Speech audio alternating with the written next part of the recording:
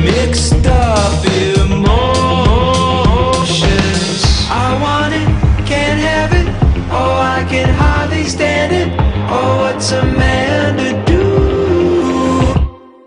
Gotta get up, I gotta get up. Gotta get up, I gotta get up. Gotta get up, I gotta get up. Na na na na na na na na. Gotta get up, I gotta get up. Gotta get up, I gotta get up. Gotta get up, I gotta get up. Na na na na na na na na. Head, shoulders, knees, toes, look alive. It's time to go. Head. From Beebe High School, Marcus Marr. Every year, students talk about how caring and giving. And we are live. Grant McNew alongside Madeline Tipton, Corey Erie, Alan Wade, and Stone Cold Steve Austin. This week, Beebe against the Vilonia Eagles. Beebe coming off a win against Lone Oak, the now 0-2 Lone Oak, and they're looking to go on a roll here. Yeah, you know, they won that last game in overtime, big momentum shifter, and they're looking to beat Vilonia this year. You're right. We're here at Bro Irwin Stadium at Wooten Field, and we've got some senior spotlights, a segment we've been continuing over the past few weeks. We really seem to love it, so let's see those spotlights. Let's see them. This coach truly devotes her time and knowledge. Here we are, this week's senior spotlights. Jaden Wimberly and Dylan Briggs getting ready to go battle the Beebe Badgers. So let's get started right off the bat. Jaden, what position do you play? I play defensive end and I play S-back. I play nose guard and center. How long have you guys been playing football? I've been playing since the third grade. Third grade. What made you guys want to start playing football in the first place? Well, my brother was really good at it and my dad really wanted me to play, so I decided to give it a shot. And I was already playing baseball before, and I wanted to try out some different sports. So. Lots of people give advice to young football players. So what's the best piece of advice you've gotten on the football field? Just always get your business done, no matter what, and I always want to knock somebody's helmet off. And also in practice, don't be brother-in-lawing and trying to go half speed. Always go full speed. Who's had the biggest impact on you guys as an athlete? My dad's had the biggest impact. He's always pushed me to be the best I can be in everything that I do. And Coach Kane he's been the one to kind of push me farther than I thought I could go. What's your best football memory or story? Well, one time I was spotting Nathan Schultz, our center, and he was going down and squat, and I was right behind him. All of a sudden, I just hear a big rip, and I look down, and he ripped right through his underwear and his shorts. And mine actually just happened about 2 or 3 days ago. We were hitting the sled, and the sled has hydraulics on it, so when you push it up, it falls right back down. And I wasn't ready for it to fall right back down, and it hit me on the top of the head and knocked me back, and so I got pancaked by a sled. How do you guys prepare for each matchup? I just make sure I'm going 110% every day in practice, make sure I'm working hard, making everybody else better and myself, and making sure I'm learning the plays from other teams, watching film. And like you said, just going 110%, trying to make our guys even better so they get work that they need in for the game and making sure you know their plays and knowing your job. Do you have any game day superstitions? I just pray before every game, make sure I'm mentally prepared. And I take a nap before every game, make sure I have enough energy. All right, any predictions for the game this week? I feel like if we get our jobs done and do what we're supposed to do, then we should win this game. And if our line plays like they've been practicing all week, then we'll run all over them. Our defensive line will stop. All right, that's it for Jaden Wimberly and Dylan Briggs getting ready to go battle the Beebe Badgers this week.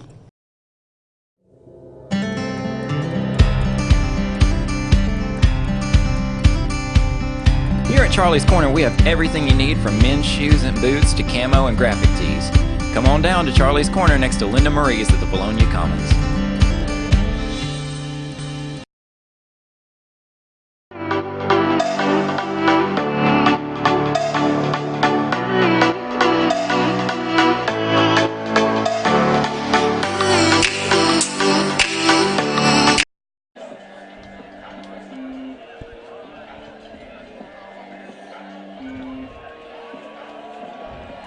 Grant, Vilonia leads the series over Beebe 11-5 in the past few years. And last year, our first win of the season with a new coach, a new system, was against Beebe. We won at home 42-36. Talk about an exciting game. It was extremely exciting. A lot of offense that year. It was really just everything you wanted to see in a first win and a great game. Hoping Right. to do that again. Yeah, last year, lost the first game to Little Rock Christian, lost the first game to Maumelle, and then beat Beebe. But this year, Beebe's wanting to beat us this year, but we're looking to do the same thing and beat them at their place. You talked about our offense last year. Beebe's defense this year, not as great as you would have hoped if you're a Beebe fan. They're a little bit undisciplined with, last week against Lone Oak, they had a bunch of jumps across the line. Didn't quite get called because the offensive line didn't move or anything like that. And there were a lot of really just some missed tackles all along the field, whether it was a run up the middle or a screen outside, and just a lot of arm tackles altogether. Yeah, they're not as physical as we've seen in the past couple of weeks. We've played a Maumelle team and a Little Rock Christian where they're super physical, they wrap up, they hit hard. They're not going to be as physical, so I think we'll have a good running game with Draven Smith, and hopefully I see some protection tonight and see Austin get to throw the ball down the field a lot. A lot of people see Draven Smith having a big game this week, and that really contributes to the passing game as well, with Austin Myers playing much better last week than he did week 1 against the Little Rock Christian, and you hope to see that progress continue. Yeah, if you're any defense playing the Vilonia Eagles, our running game is Draven Smith and Seth Kirk. Right. We haven't seen really anyone else, so they know how to defend that. But it's just, can you contain him? Right. You can watch a lot of film on him, but can you contain him? And also, if Myers can open up the field down the field, then I think it'll open up some stuff for Draven as well. You're right, and with the passing game, if you just give Myers some time, he really has the touch to put the ball in a great spot, whether it's down the field or just a quick screen or a slant. You really have to trust him with those opportunities, and you've got to give him those opportunities. Right, and he's also a great scrambler as well. You're right. And that was another thing the BB defense seemed to struggle with, the quarterback getting outside of the pocket. It seemed they would break the play up, but he would just continue to keep it going. Just not great pursuit last week for the BB Badgers. Not great pursuit last week or against Greenbrier Right. the week before. So, yeah, they're not very physical, but they're still going to try to contain our offense. And you've got to remember, this is a big game for BB. They really don't like the Eagles, so anything could happen. Essentially, it's like a Vilonia-Greenbrier matchup, and the fact that anything could happen. It really is. We're BB's rival, if, fans don't know that. We're not. Our rival isn't BB, but, Right. but we're their rival. That's how they feel about us. Yeah. So a little bit more about BB's defense. Last week, the screens were a big part of the game for Lone Oak. They seemed to hit them often and often again. Really, BB couldn't really stop them there. Yeah, and that's something we like to do, not necessarily running back screens, but wide receiver screens with Tyler Moran, maybe a little bit of Jamison Hinesley as well. You're right, and this defense, it's not a bad secondary. It's very serviceable. And they can have a good game even. It's just, if they're not playing to the best of their ability, then expect Tyler Moran to have a big day.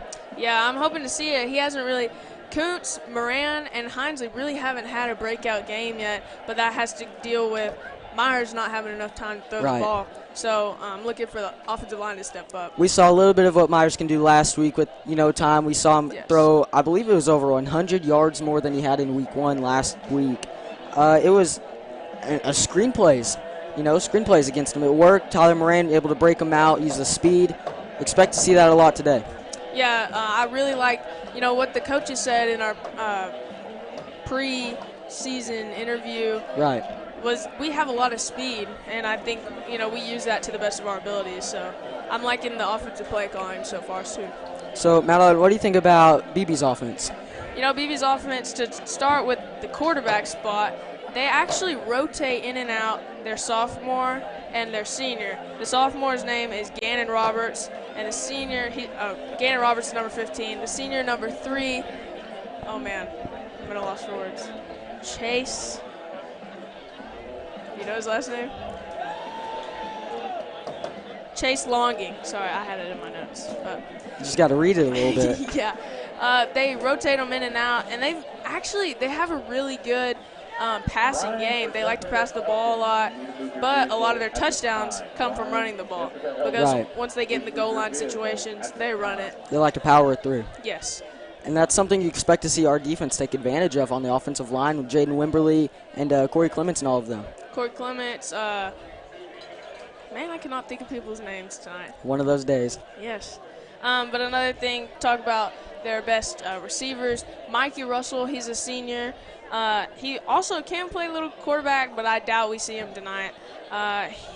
The top 3 receivers are Russell, number 1, Seth Howard, number 42, who's more of like a tight end, but he catches a lot of passes, and also number 22, Austin Smith. He's a big guy, 6'5". He can run and he can catch the ball. You know, I've gotten a few questions. Madeline, what do you think trick play-wise? What do you think we'll see from Beebe this week? Oh, man. You know, on a 4th and 33, I actually saw them do a double reverse flea flicker.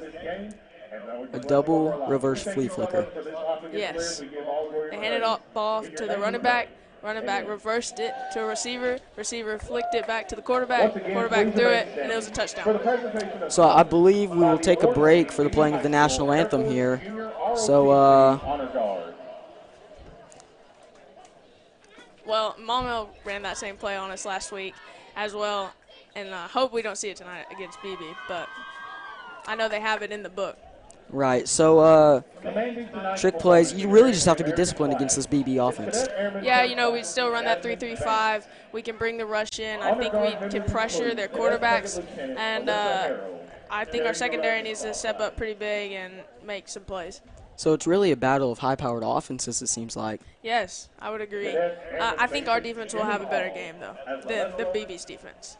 So high-powered offenses on both sides of the ball. Defense is just trying to battle out, see who's the better defense, who executes better. We saw execution issues for junior high last night. Yeah, we did. And we also saw some execution issues last week on the offensive side of the ball. Couldn't really run a lot of places, and I think we'll have to do better at that tonight.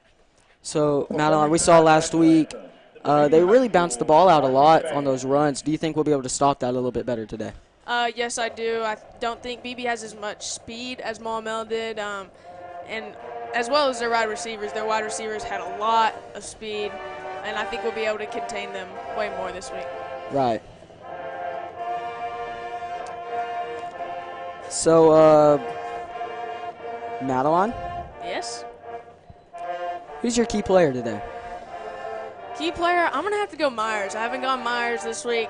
You know, I think Draven will have a good game on the offensive side of the ball, but I'm going to have to say Myers because in order for Draven Smith to have a good game, Austin Myers will have to have some really good passes down the field. You know, I'm going to say Tyler Moran Tyler today. Moran? I see Austin Myers being a big part, but not quite a senior leader that Moran Right. seems to be. I expect his speed to be a big factor on the screen passes today. And Draven Smith, it's a close call between those two. Draven Smith expected to have a big game this week as compared to last week when he was out with an injury. So Moran seems to really be able to come out and make a big impact here. I can deal with that. And also, I look to see Kuntz having some really big receptions this week. I'm not sure if he'll have any touchdowns, but he's a big target to hit when you're in the red zone. So I'd love to see it. So, Corey, you know, we can hear Corey. He seems to be talking very loudly in the back right now as fireworks going behind us. Something we haven't seen in the pregame in a long time. Kind of love it. Yeah, I know. They just played the national anthem. Sounded really well from the BB band. And those fireworks just kind of get you in the mood. Get ready you to watch some excited. football. So, Austin Kuntz, again, big target, able to be a big vertical threat. Yeah. Do you expect any big passes today? Long Yes, in the air? I do. I expect some wide receiver screens to Moran, maybe a little tunnel screens to Hinesley as well. But I expect the deep ball tonight. We haven't seen a lot of it, but I expect it to. We haven't. We do know Austin Myers can make those throws as we saw in the conference championship for 9th grade. Don't forget it. Never forget it. Never forget. And we'll take a break for a commercial here.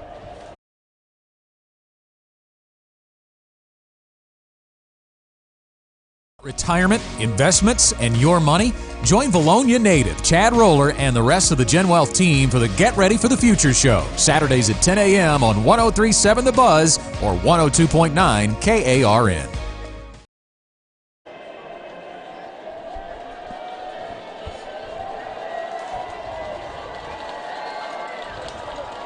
Okay, we're back. Madeline, let's talk a little bit about what we expect this game, a little bit of the over-under we've been doing. I'm winning so far, unofficially. I think you are, yeah. So go ahead and start with that. I'm trying to win this week. So, Madeline, let's say 200 rushing yards, over-under. Over. Over. I'm expecting a big game from Draven Smith as well as Seth Kirk. I expect them to be rotating in and out, and I expect Seth to run hard like he normally does, Draven to bounce it outside, break off with all that speed. So I'm expecting a big game. I'm going to go ahead and say over as well, just because Draven Smith, he's really fired up for this game. He comes out of the injury last week, and it's really not that great of a Beebe defensive line. A lot of missed tackles, as we said before. Draven could really break a lot of runs here. Yeah, and I think he has way more speed than their secondary as well. You're right, a lot of speed with Draven Smith and not a lot of speed for the secondary. So let's go ahead and say 200 passing yards. You know, I'm expecting a really big offensive game, and I'm going to go ahead and say over. I think over 200 passing yards and over 200 rushing yards. So at least a 402-yard game. At least 402 yards. That's what we like to see. Yeah. You know, I expect it to be a really, really big offensive game. Myers, I think, will have a lot more time tonight. I think the offensive line will step up and be able to hit his receivers, Moran, Hinesley, Kuntz, and whoever else comes in. You know, I'm going to have to say over as well. You can't beat me when I agree with you. So, and not just because I think we're going to be so prolific in the passing offense. I do expect us to be, you know, much better than we have been in recent weeks. But a lot of screen passes and maybe a couple deep throws to Kuntz or Moran or even Hinesley, a big athlete. So at least 200 yards, and I'm going to go on the dot, 257. All right, I'm going 230. I'm going to win that one as well. So let's move on to 3 rushing touchdowns. 3 rushing touchdowns. Oh, man. You know, I keep saying even, and I keep being right. So I'm going to say over tonight because I just got a feeling that we're going to have 3 from Draven and 1 from Seth Kirk. You know, I'll go over as well. I really want to disagree with you, but I just can't about this. The rushing game should be big. Yes. It's a big day for the running backs. I'll go 4 touchdowns. So 2 from Draven Smith, 2 from Seth Kirk. No. 2 from Draven Smith, 1 from Seth Kirk, 1 from Austin Myers. I got you. No, let me correct myself again. 2 from Draven Smith, 1 from Seth Kirk, 1 from Austin Kuntz. Running the ball. Running the ball. Jet sweep. Okay. Yeah. Hey. I mean, when it happens, just look at me. Okay.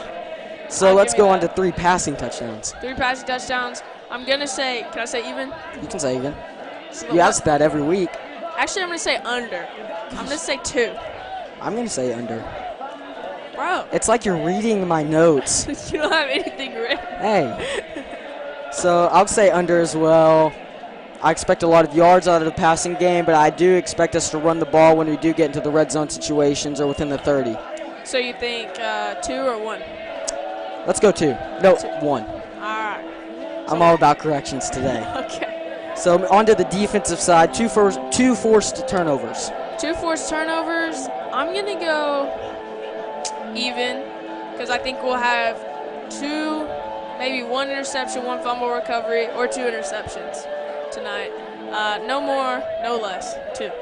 I'll go over. First disagreement. I expect an interception and maybe a couple forced fumbles recovered by the defense, especially on the D-line with the sacks coming in. Love to see it. And speaking of sacks, over under 3. 5. Over. 5. Over. Okay, I'll say over 4. Okay. So we're pretty much. Who do you expect to get the most sacks though? Oh, I think I'm going to have to go with Jaden Wimberly. I think he's going to come in here tonight, get 2 or 3. I say Jaden Wimberly as well.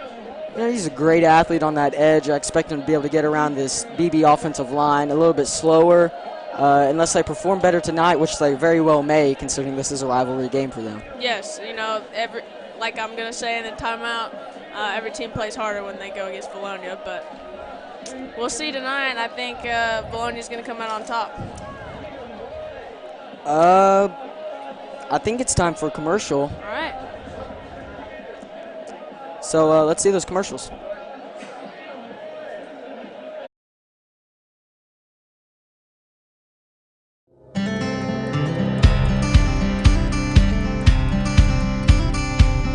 Here at Charlie's Corner, we have everything you need from men's shoes and boots to camo and graphic tees.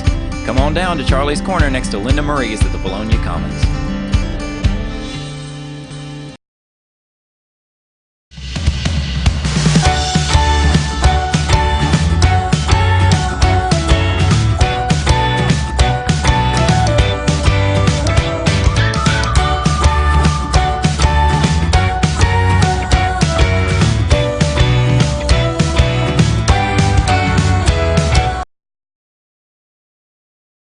Vilonia Family Pharmacy is proud to be a locally owned and operated small business in the great town of Vilonia.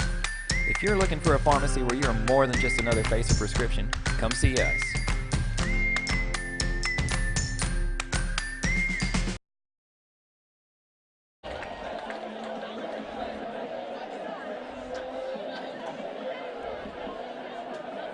Let's take a quick timeout. If you know anything about Vilonia sports, you know that we compete hard in every single game. Because of how hard we play, how many games we win, and how we stay humble through it all, schools create rivalries against us. Obviously, Greenbrier is our main rival, but teams like Beebe go extra hard when they see Vilonia on the schedule for Friday night's game. Now, I'm not just talking about football either. I've experienced this myself on the basketball court. Teams definitely go harder, stronger, faster, and play with more physicality when Vilonia is the opponent.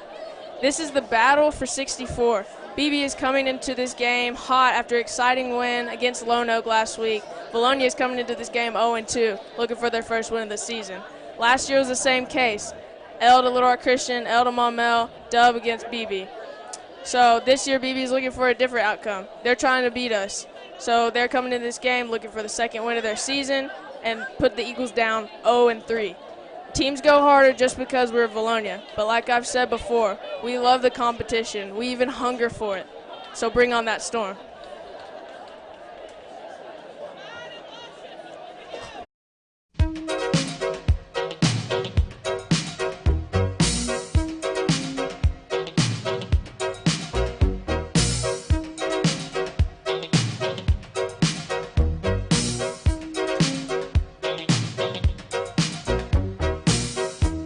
Last night I had the strangest dream. I sailed away to China in a little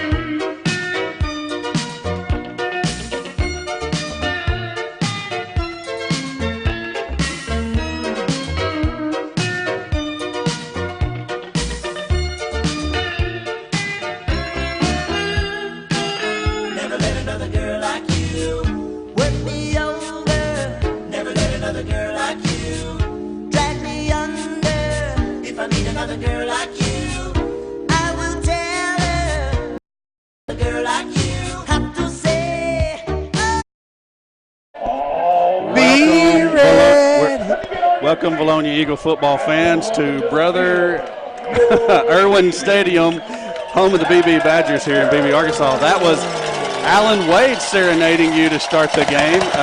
He got just a little excited to be back from his firefighting adventure. Woo! Ready or not, here I am. I got to do some adjusting back here. I'm back. If everybody's going to be that loud. Nah, I just got a little excited hearing the music here in the stadium. Seems like you just lost me. No, I got you. Okay. You just keep on talking, brother. First night under the lights. Back from land of all the freaks. I was getting back to normalcy. You were so excited. I was getting you in your microphone and in the field microphone hanging on the deal there. Oh, we was getting double Allen. It's never enough of me. We're excited to have you back. Where's Madeline? I need to get her to do something. Okay. So we got Madeline Tipton going to be down on the field for sideline reports starting off tonight. I got Grant McNew back here producing for us. And we got Stone Cold Steve Austin over there on the camera doing his magic as usual. We're excited to be here. Eagles come in looking for the first win on the season with a couple of tough losses while you're out of town, Alan, but I think you know enough to discuss a little bit. Yeah, there's a lot of aspects from those first two games that, are teachable moments, but as a team you gotta learn from them, leave it behind you, and only look forward. And if we can do that tonight, hey, they're right for the picking, as old Coach Bangs would say. They're right for the picking. I know that's right. Now, you happened to see what happened during the coin toss. What'd we have there? I was turned around. Vilonia is receiving from the north end. Okay, so was that a BB1 and deferred, or did we win and take the ball? Just heard Vilonia receiving. Okay, fair enough. I'm excited. I was getting the old vocal cords warmed up. La la la la. Yeah, you was singing the "We Ready" song. Yeah, we ready. We're excited tonight. We've got. There's some ties between this Beebe Badger team and this Vilonia Eagles team.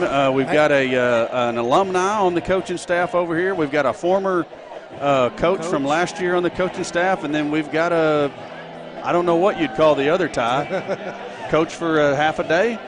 Anyways, if a half a day. Yeah, we'll just leave that one alone. We're set for the opening kick here. Looks like Moran and Smith deep to receive for your Vilonia Eagles.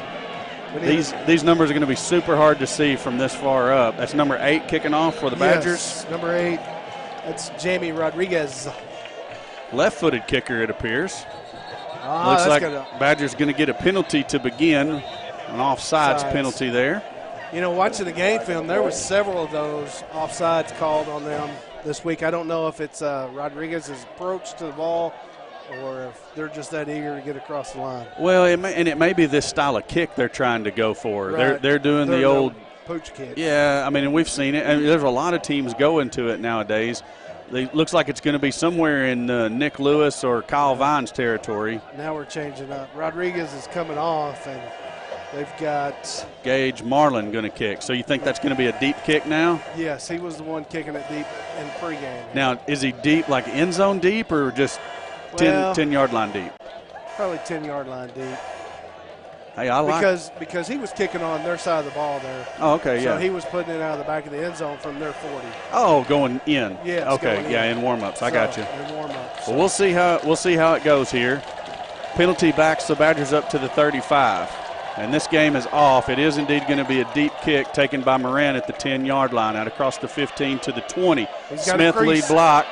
And Moran's off to the races at the 40, the 30, the 20, 10, 5, touchdown, V-Town, and the other side of the stands is going wild, Alan. The seats are not even warm yet, and Moran's lighting up the board. My voice wasn't warmed up enough to even get that call out. I was bumbling and stumbling over myself. I couldn't even get the call out. My goodness, electrifying run by Moran. Yeah, and you've seen the crease open up in the middle of the field, and you know Moran's got the speed to hit it and go. Credit Draven Smith for being unselfish, sticking his head up in there. He kicked a guy out that was coming down on Moran, and then Moran did the rest on his own, made a couple of guys miss on his way to the end zone. Looks like Nick Lewis is on to kick the point after. That's Vines holding. Kyle Vines will hold. I didn't get the deep snapper's number. I didn't see it either, but that may be a foul. Good snap, good hold. It's a fake. Lewis to the left side, got blocking out in front of him, jumps, and he's in. Almost the helicopter from the Mississippi State game. What a move, what a move. And hey, that is a statement right there that we have come to play some ball tonight. Eagles up 8-0. A key block by Luke Trubiano on the edge. He was out there, had his man locked up, and actually not only did he block his guy, but he ran his guy into another Badger tackler, That's right. which is what sprung Lewis for the 2 points. So, funny story here. I asked, we're about ready to go to commercial. Let me finish this. I asked a player what happened to the Sweeney gate from last year. Right. He said, we just started practicing that this week. So get ready, Vilonia Eagles fans. Extra back. point afters are going to be a lot more exciting. Grant, go ahead with that commercial spot, please.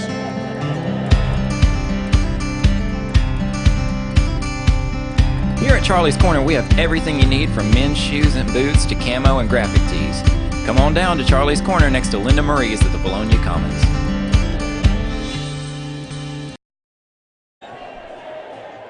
All right, and if we can get the camera way across there, we've got Madeline Tipton quickly on the sideline before the Eagles kick to the Badgers. Madeline, how about that?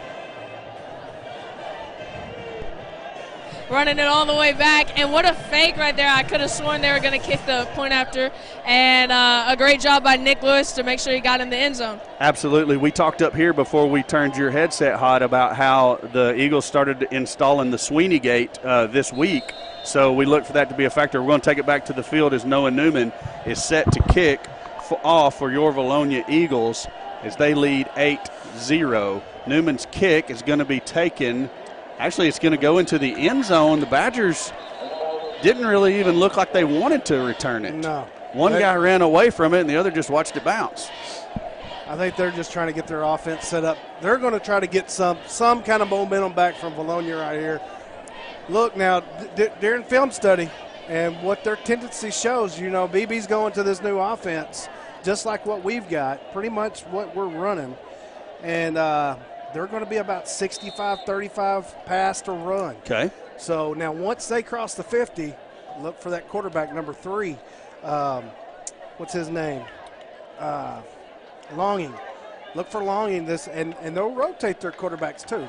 But look for that quarterback to be running once they cross that 50. So it is Cade Longing gets the start for the Badgers in the 2-quarterback system.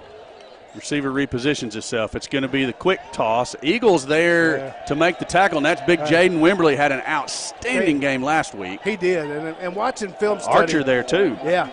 Wimberly was just all over the field this week, and he's starting the night off the same way. You know, and as you dissect that play right there, we had 3 guys in the backfield right there waiting on that little pitch. Archer, Wimberly, and I think Watson might have been the other one. I don't know if it's Watson or Rex wrote. They were all around the tackle, but good penetration by the defensive line of the Eagles. Got to maintain that outside leverage. Last week against Maumelle continued to get that outside leverage and beat us to the edge. Yeah, Badgers tried to go with the hard count, and instead the receiver, number 42, jumps first, so it's going to be a 5-yard penalty.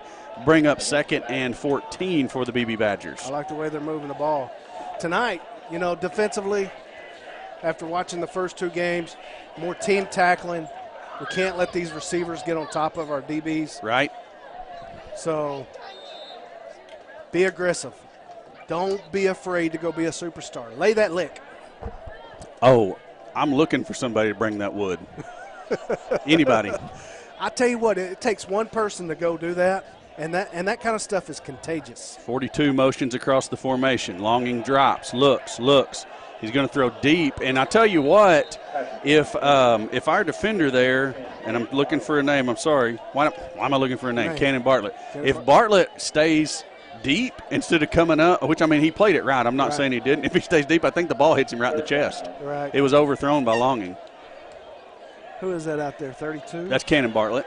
Okay. That's who I was talking about. You got Bartlett and Kuntz over there on that side. Then you've got Lewis at a safety position. Looks like Seth Kirk's over here at another safety position, and Kyle Vines at another cornerback. Oh, offsides on us is the initial indication. Somebody must have lined up offsides, and I didn't get a peek at the linemen. Linemen are Wimberly, Rex Road, and Archer.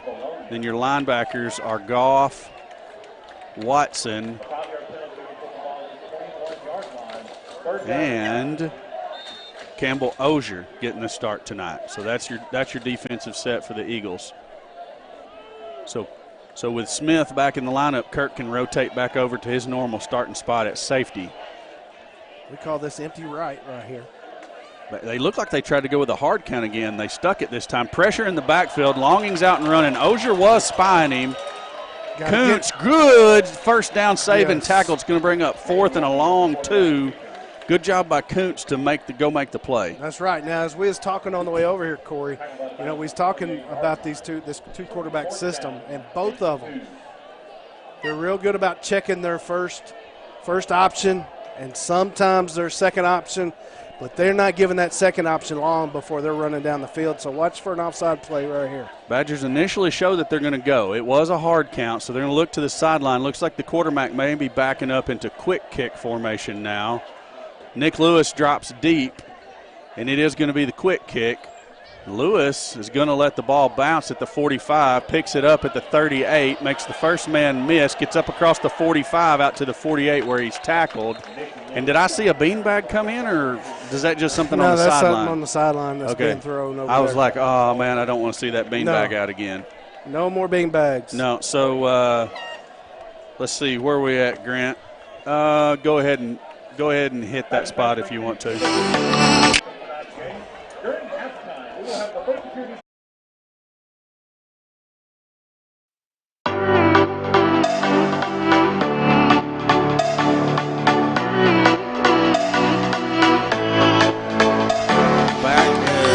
Takes the snap. Oh, he looks to throw quickly to Moran, and just the ball squirts out of his hand like they covered it with butter. Yeah, he just seemed to have lost the grip tonight. You know, we got a probably pretty good shower over here, probably 2.5 hours before game, like we did there in Vilonia. So, well, I think it's the first time he's looked at Moran and there wasn't a defender breathing down Moran's neck. So, I mean, everybody just got excited. It's okay. It's one play. Loss of about 5 on the play. Well, maybe about 6. Maumelle and Little Rock Christian, they were so athletic. Smith across the 50, and there ain't nobody going to catch him. Smith's going to go for a touchdown. 20, 10, 5, touchdown, V-Town. Eagles lead at 14-0. Wow. Yeah. The line done a fabulous job of giving him that crease because, I mean, all he had to do was run. There was literally nobody touched him. Literally no one touched him. Great job, offensive line. And I don't have all your names and numbers right now. It looks like I can't even see them all down there. Yeah, I mean, there's a flag down on the field, and it's in a weird spot. It is. Back there at the 45. It's unsportsmanlike conduct on the Eagles, so probably a celebration penalty. We're going to kick it down to Madeline after this extra point attempt. Looks like Hank Sowell is trotting out to handle the deep snap duties. But like I was saying, Maumelle and Little Rock Christian, they were so athletic, so quick in all areas on their defensive side of the ball. Oh, absolutely. That they could play up on us and read that a little better. Whereas, I'm not saying that Beebe's not, they just don't have as many of them. That's right. Sal's snap is good. Vine's hold good. Lewis's kick is good. Eagles lead at 15-0 after very few offensive plays. Madeline Tipton, what is the temperature of the team and the fans down there right now?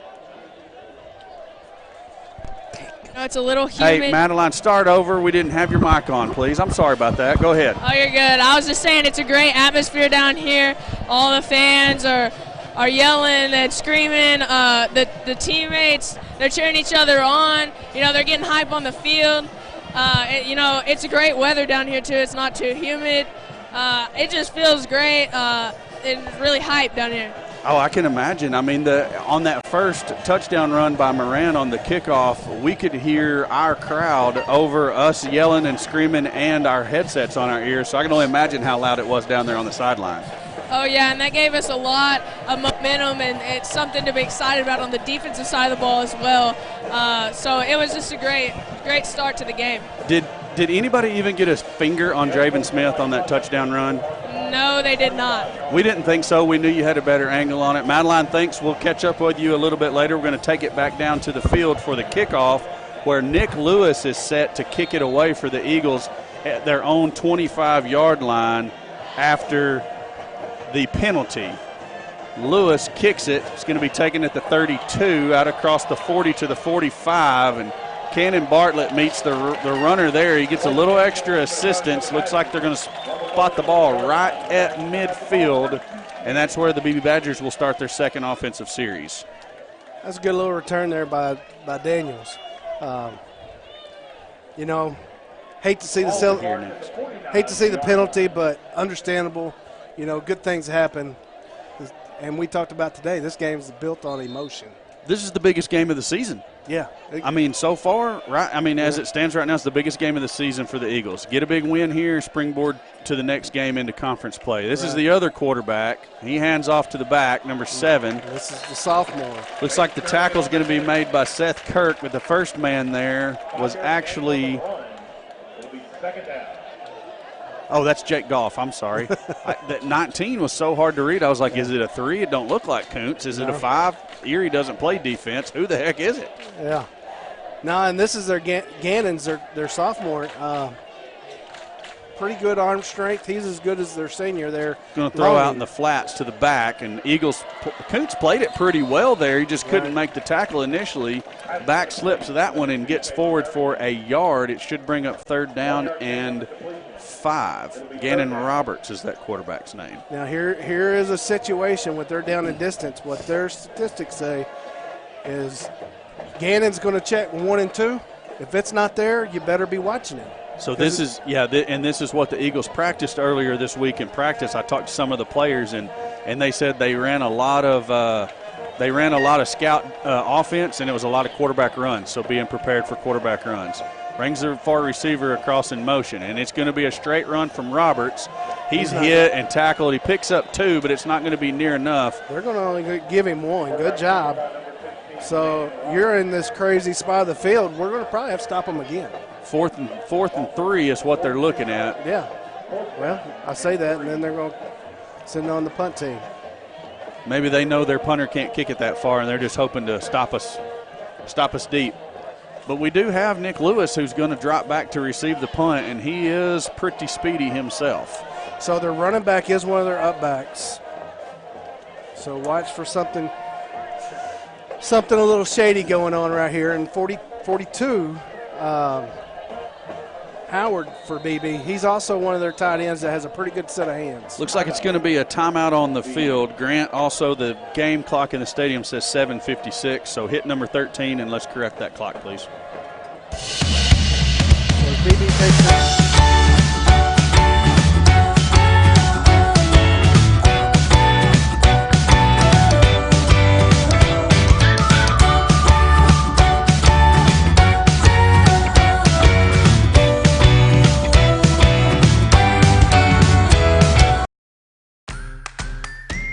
Vilonia Family Pharmacy is proud to be a locally owned and operated small business in the great town of Vilonia. If you're looking for a pharmacy where you're more than just another face of prescription, come see us.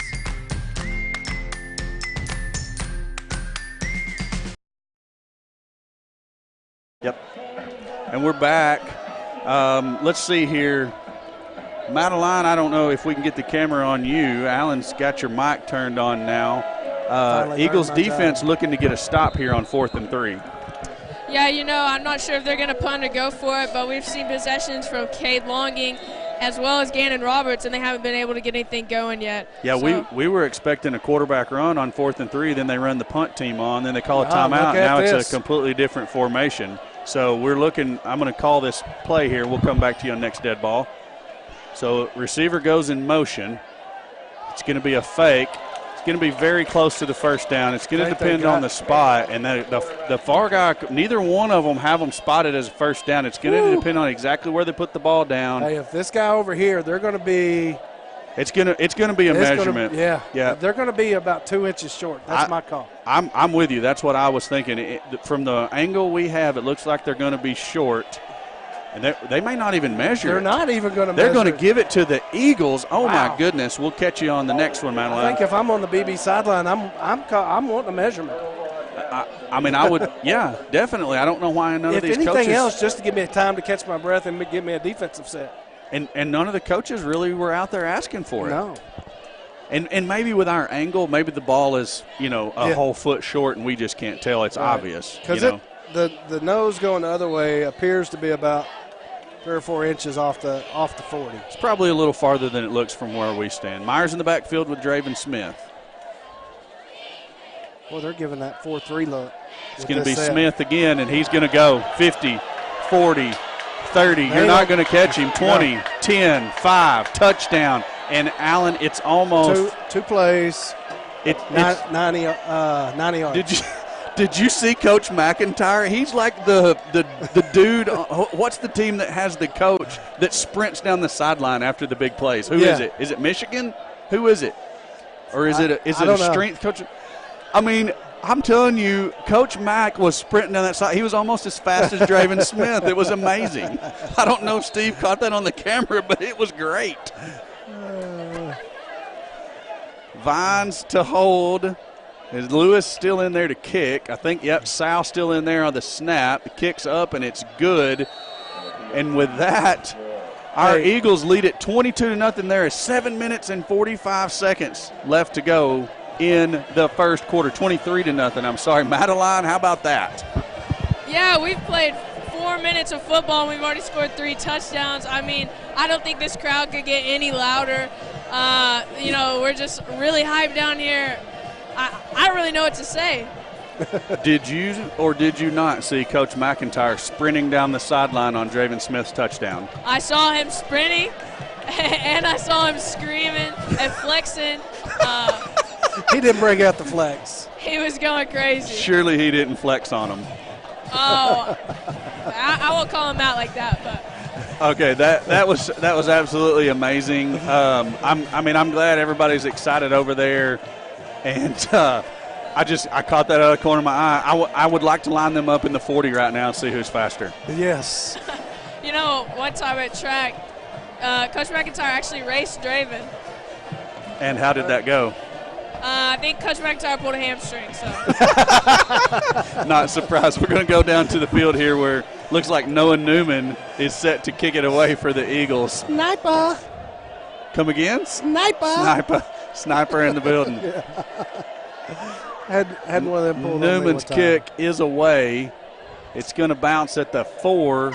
And that was fixing to get really interesting if that ball died right there. It just barely squirts into the end zone. So the Badgers will take over first and 10 at their own 20. I like numbers. Okay. 3 offensive plays. And two of them went for touchdowns. Yeah. So, I mean,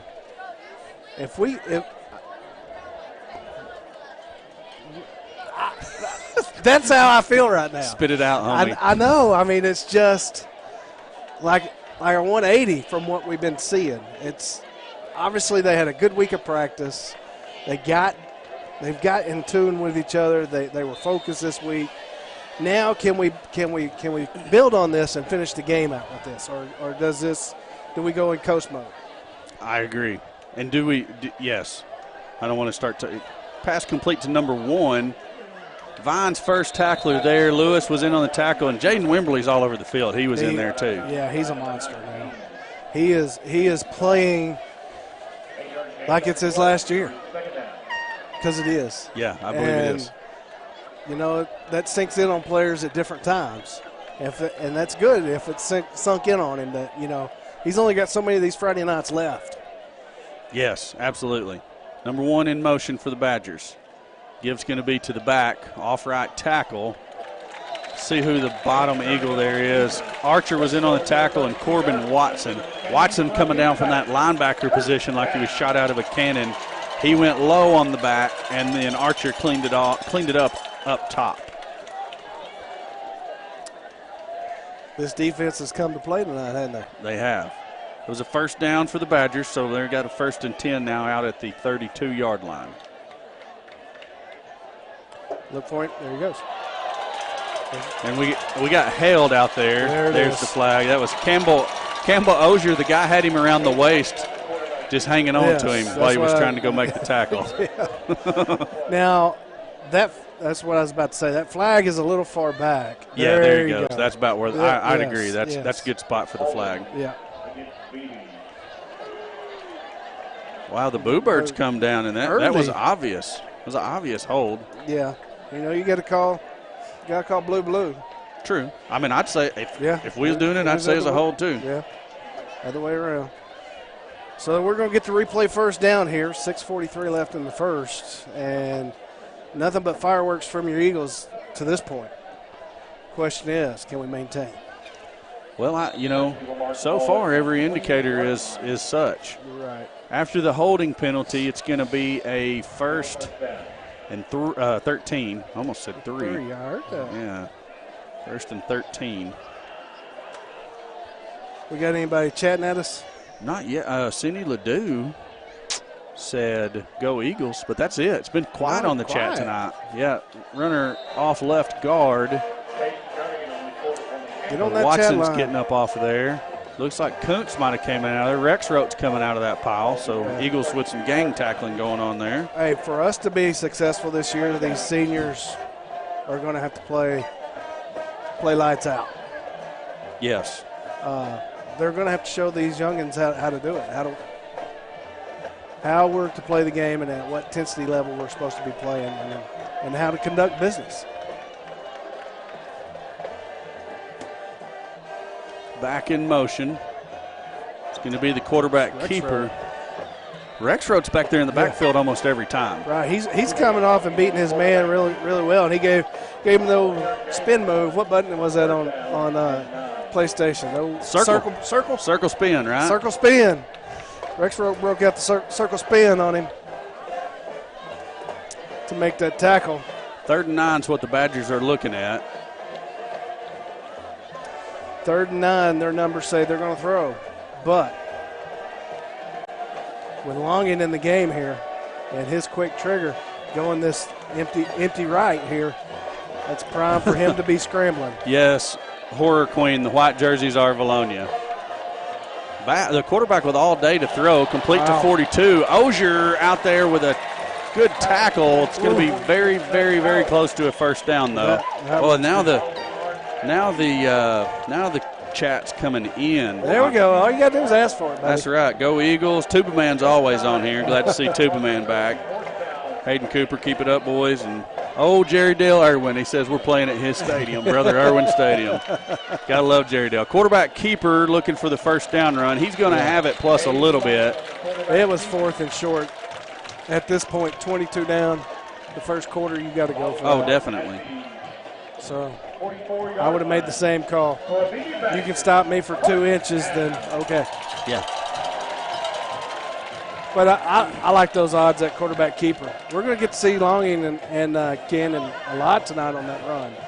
And they're pretty effective runners. Like I said, the Eagles practice that quite a bit. So we got a spy on them, you reckon? I would think so. The one time that Roberts sat there, good tackle by Vines on the completion. It's going to be really close to another first down, though. I think it's going to be 2nd and short is what the Badgers are looking at. And this is an area where we can definitely improve is the amount of cushion that we're given, which I know we don't want to get beat over the top. We don't. But, again, Beebe hadn't got Little Rock Christian or Maumelle speed. Let's creep up on these guys because all that was an out route to the field side. And they overload the boundary. And look at it, it's one-on-one on top. Right. Run it again, it's there again. And that pass is underthrown, incomplete. And that's going to help us tonight is that these 2 quarterbacks, and I guarantee you that's why they're going with 2 quarterbacks.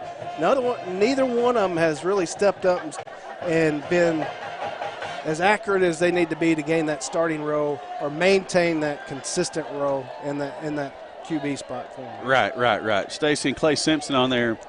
Horror Queen. Eagles are in white jerseys. Didn't I say that already? We said it twice. She said we didn't answer her question. We did. Okay, Stacey? Eagles in white jerseys. Not Stacy.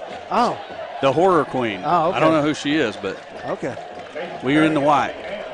It's going to be a first down run there for Beebe, and that's Jernigan. Well, they just got it by the ball. It was close.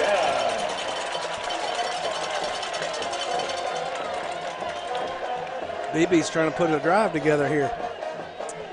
They got their baseball stadium lit up across the way. I don't know if you can see that or not, but Well, and you didn't expect Beebe to just lay down just because the Eagles put 3 quick scores on. I mean, we weren't expecting them to lay down. They just had to get calmed down, try to get themselves in a little bit of rhythm. Fake to the back. He's going to roll to his right. He's got a man open. Hit immediately by Nick Lewis. Coming up in coverage. Going to be a little bit short of the first down. It's going to be second and about a half a yard. Yeah, that receiver just found a little open gap there in our zone and sat down in the pocket. Yep. Jake Gardner joining us just a little bit late. Quarterback run there. Wow, he's breaking tackles. Hard run there by the quarterback. He is a hard runner. So Jake Gardner asking how we scored. We took a kickoff back, and then Draven Smith 2 touches, 2 touchdowns on the night. That's what it is. We had 3 offensive plays. Had a trick play, 2-point conversion, and 2 extra points. That's where we stand. Eagles leading the Badgers 22-0. All right. Let's have that bend but don't break mentality right here. It's time to bow up. Badgers working different personnel group in there. And this is the area of the field where we're going to get to see a lot of longing runs and Jernigan. Full house backfield there. Going to drop to throw, though. Seth Kirk was on a blitz. He got blocked out of it. Quarterback dancing around. Got all kinds of blocking in front of him now, but I think the turf monster got him, Alan. Yes. It was either Kuntz breathed on him or the turf monster got him. Looks like we got a penalty flag down. We got a hold, it looks like. Holding on the Eagles. Didn't see it. I didn't either, but I was focused on the quarterback scrambling around back there in the backfield. Yeah, and that's a weird spot. The flag's at the 10. So that's a weird spot to have a holding call. So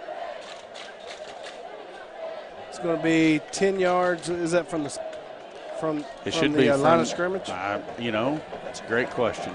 It looks like it's from the spot, which that would have put us holding within a yard of the line of scrimmage. So I don't know. It had to be because the ball was back at the 26-yard line, and they put it down at the 15. So somewhere around 25. Man. Yeah. I didn't know about the defensive holding. The offensive holding is the spot foul. I guess all holding is. We've learned something tonight. Yep. They call this a king set. Give to the back. There was a block in the back. A block in the back right in front of the official. Vines is still upset about it. He's the one that got almost pushed. He got his face mask almost pushed into the turf from behind him. No flag. First down Badgers. First and goal. First time that they have really threatened the Eagles. We'll see what the defense can do here on first and goal from the 5. Minute 45 left to play. It looked like they were content letting the clock run out. Now I looked over and it's a minute 45. That's a whole lot of clock to run. Yeah, that's what I was thinking. Like, what are you doing? Man in motion. It's going to be the quarterback keeper with the lead block, and he's in there. Touchdown Badgers. So the Badgers go 80 yards on that drive. Yeah.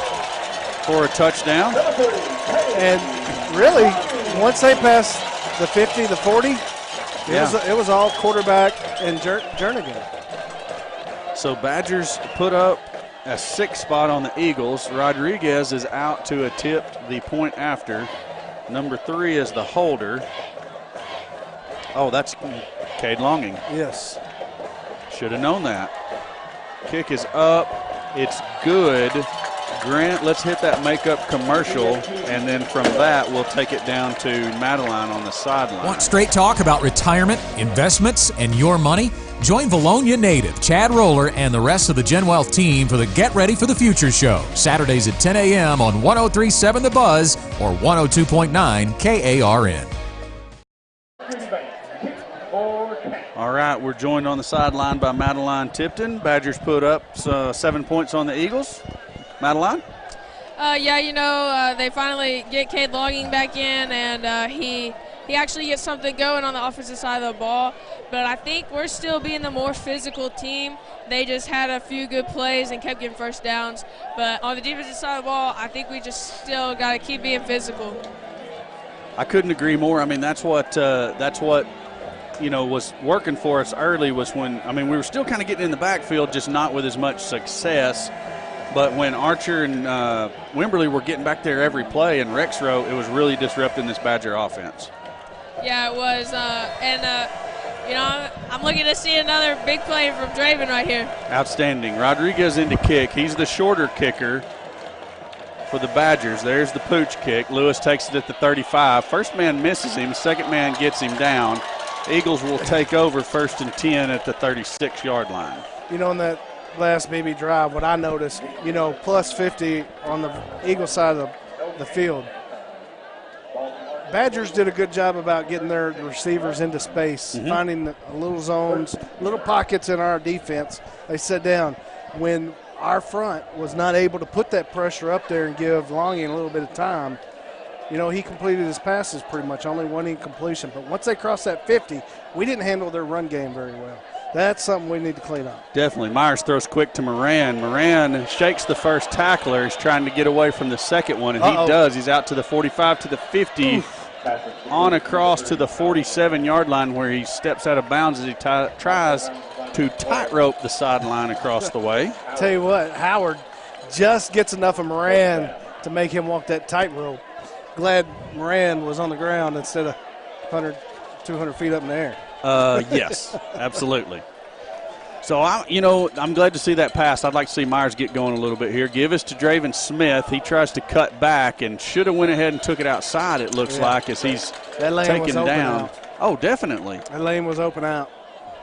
Going to still get a good gain of about 5 yards up to the 44. But we need to put a drive together right here. 43-yard line, so it was a 4-yard run. We need to get into an offensive rhythm.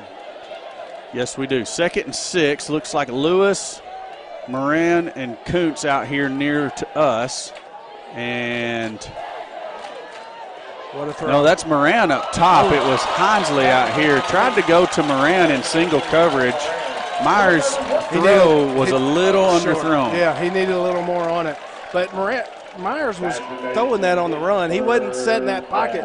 He was getting some pressure outside, but his pocket hadn't collapsed. Right. He just needed to take that shuffle step, reset his feet, versus trying to make that throw on the run. Lay it in over the top. Right. Well, once he gets his feet set, he could have got more on that versus trying to throw it on the run. Sure. Eagles go with the empty set on 3rd and 6. Smith is out in the slot on the far side. Myers drops deep looking for Moran on the screen pass. He's wide open, and he's going to take that to the house at the 20, the 10, 5. Touchdown, V-Town. 4 scores in the first quarter, 2 for Moran, 2 for Draven Smith. Eagles lead 28-7. Wow. You seen that play was set up well. That offensive line let that defensive line get past them. They came out, set up that fence. Moran had just had He just had that one man to slip, and he did exactly what he was supposed to. When he slipped that guy, the middle of the field was green. Wide open. Sal to snap, Vines to hold, Lewis to kick. This was what we wanted to be seeing all year long.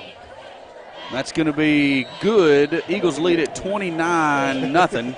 Better make sure you see those officials' arms go up first. Yeah, true. True. I like watching Sal trot off. He's the smallest guy out there, but he's the deep snapper. Next time we go out for a PAT, watch. It's exceptionally funny. Go ahead and turn her back on. It's exceptionally funny when he's out there with all those big linemen getting ready to snap it. And it's like he disappeared. I love it. I love that dude. His dad's a good friend of mine. He helped me out a couple weeks with the broadcast. Yes. Madeline, another quick score by the Eagles. Yeah, it is. I think that's only 5 offensive plays, and we've scored 4 touchdowns. I mean, I couldn't ask for a better start from this offensive line. Good point. Yes. You're absolutely right. And Alan was talking just a moment ago about the way the blocking was set up on that screen pass to Moran. It was like it just worked to perfection. It's just like you want it to work out, and when you work on it in practice and you tell that receiver you're going to have one man to beat, and that's what it was. When he slipped him, there was nothing but green in front of him. Yeah, right when he caught the ball, I saw the blockers ahead of him, and I just put my hands up because I knew he was fixing to score 6. Indeed you did. We're going to take it back down to the field where Noah Newman is set to kick it away. I think everybody in the stadium's seen that game. Yeah. Me and you could have ran through that one. I know. Yes. Well, maybe if I ran 5 yards and took a break and then you ran 5 and so on and so forth. Newman kicks this one a little shorter. Number 1 takes it at the 9-yard line, out across the 15 to the 20. 25, hurdles a man there. Is the ball out? I don't, it was something weird looking, but he had the ball, and he's going to get all the way up to the 35-yard line, 1st and 10 for the Badgers there. That was Russell on the return. Something weird did happen there.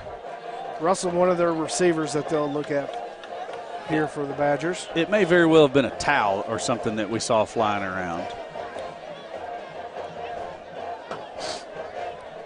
All right, this series going into the second quarter. Okay.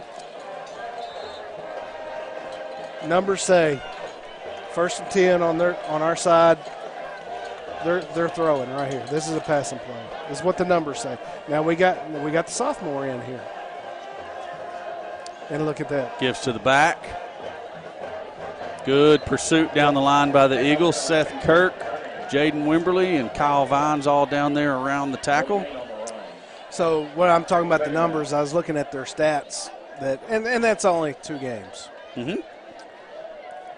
On 1st and 10 on their side of the ball or the field, they had only ran it once. So that was certainly something definitely against what they have typically been doing over the course of the first 2 games. Right.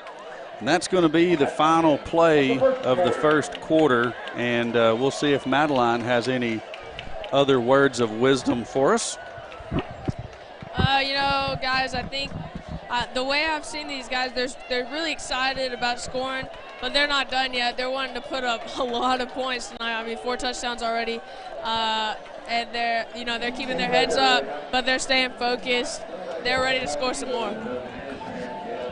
Yes, absolutely. Madeline, we're going to hit a couple of commercials here before the next possession or before the start of the second quarter. Thank you.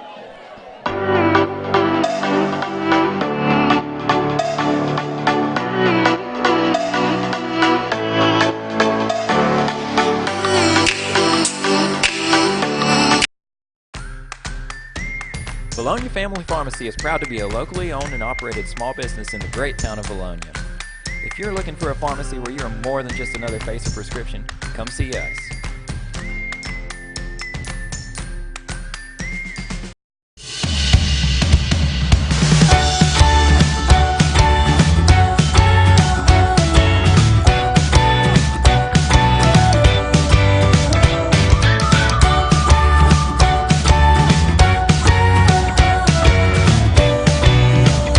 To the action on the field. Badgers 2nd and 10 to start the second quarter. Give's going to be to the back. He's met by Tanner Thompson and Seth Kirk, none other than Seth Kirk. Tanner Thompson and Seth Kirk on the tackle. If I'm coaching the defensive side of the ball right now, thinking about where has Beebe been successful? And that's been in the run game. So Beebe may change their mind right here and go get some of their tendencies.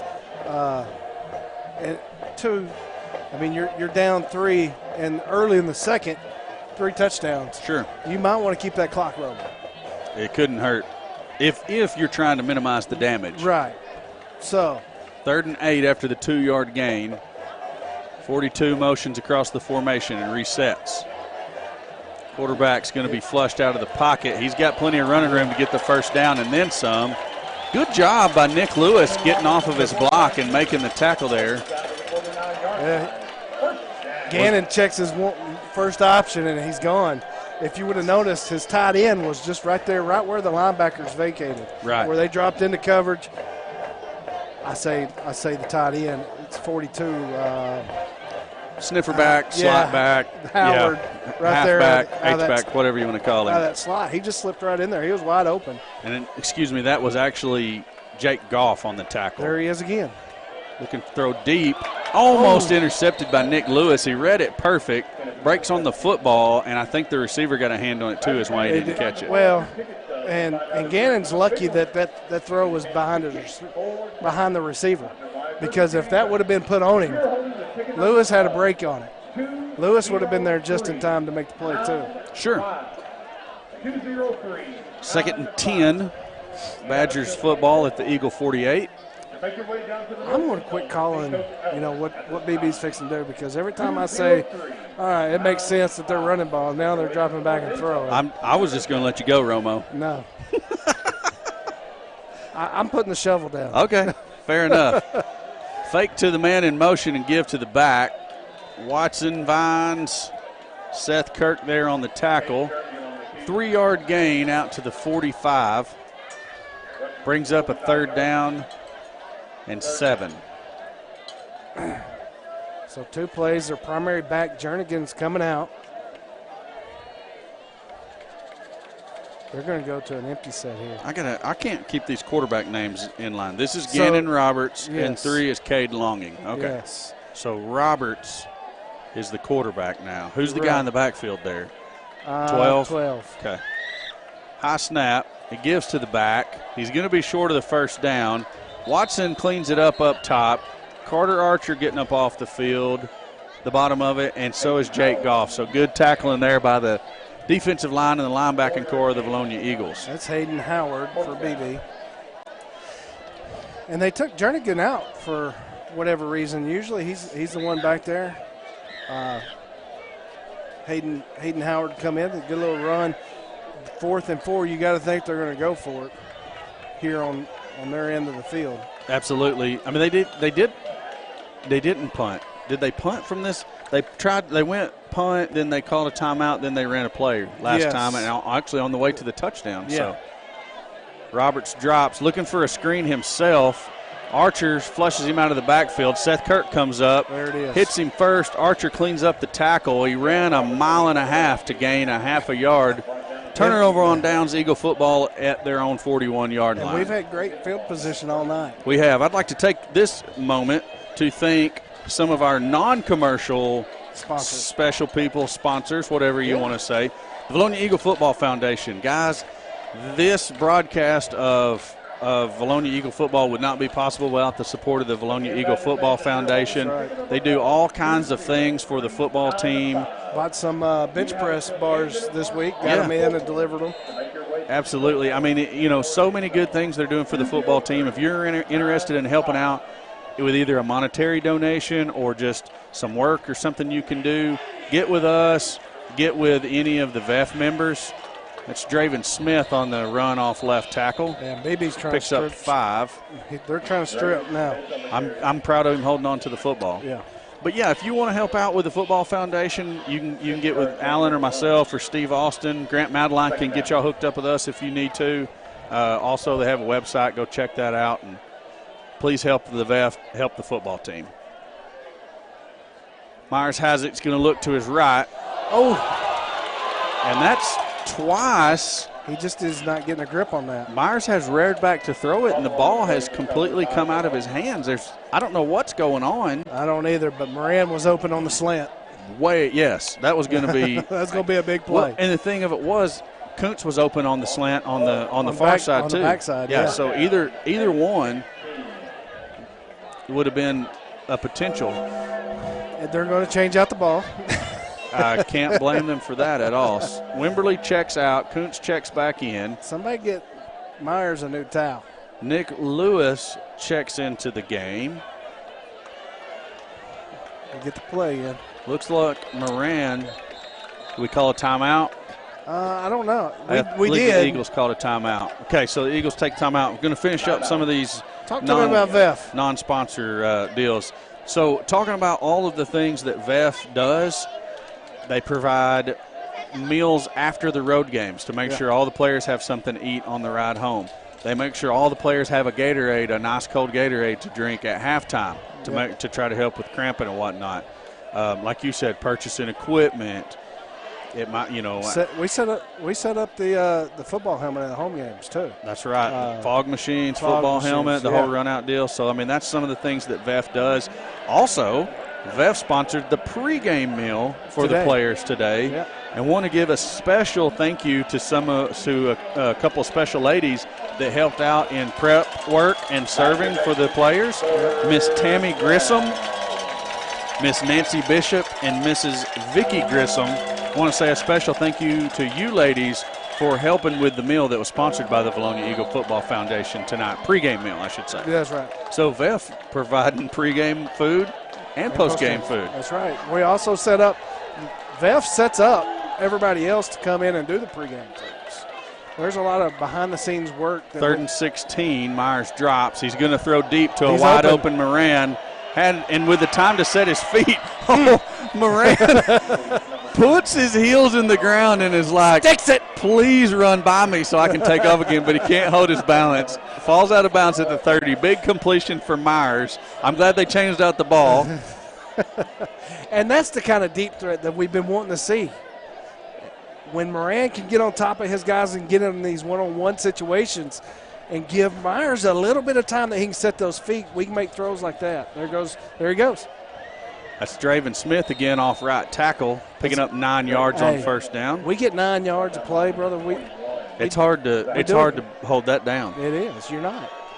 Hard to hold that down. I know that wasn't a 50, 60-yard run, but that's what we need right there, those 9-yard runs. Right. Jamison Hinesley split out to the near side. Give us to Smith straight up the middle.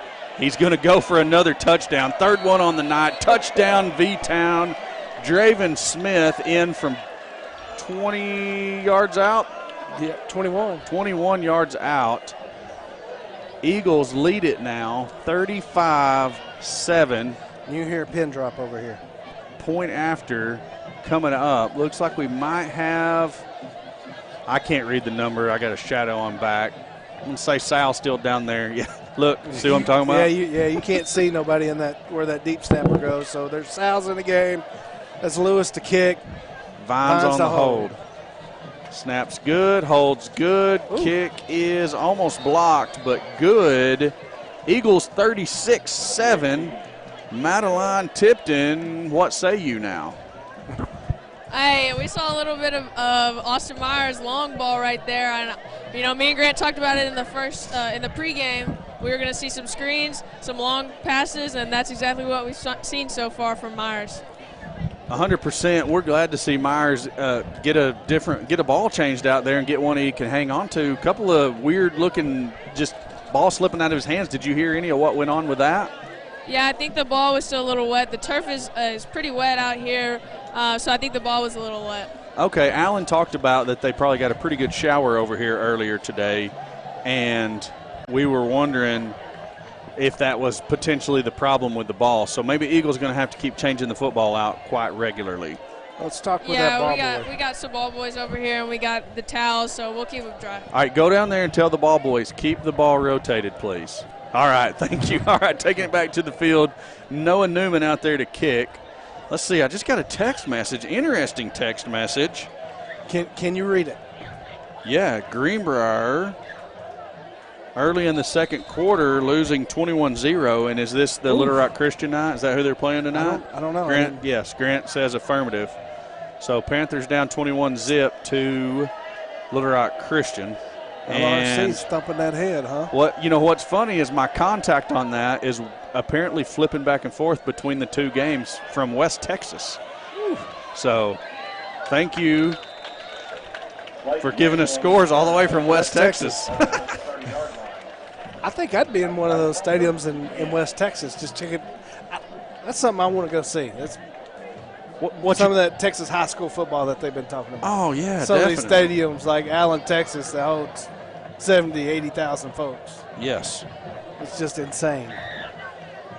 Insane.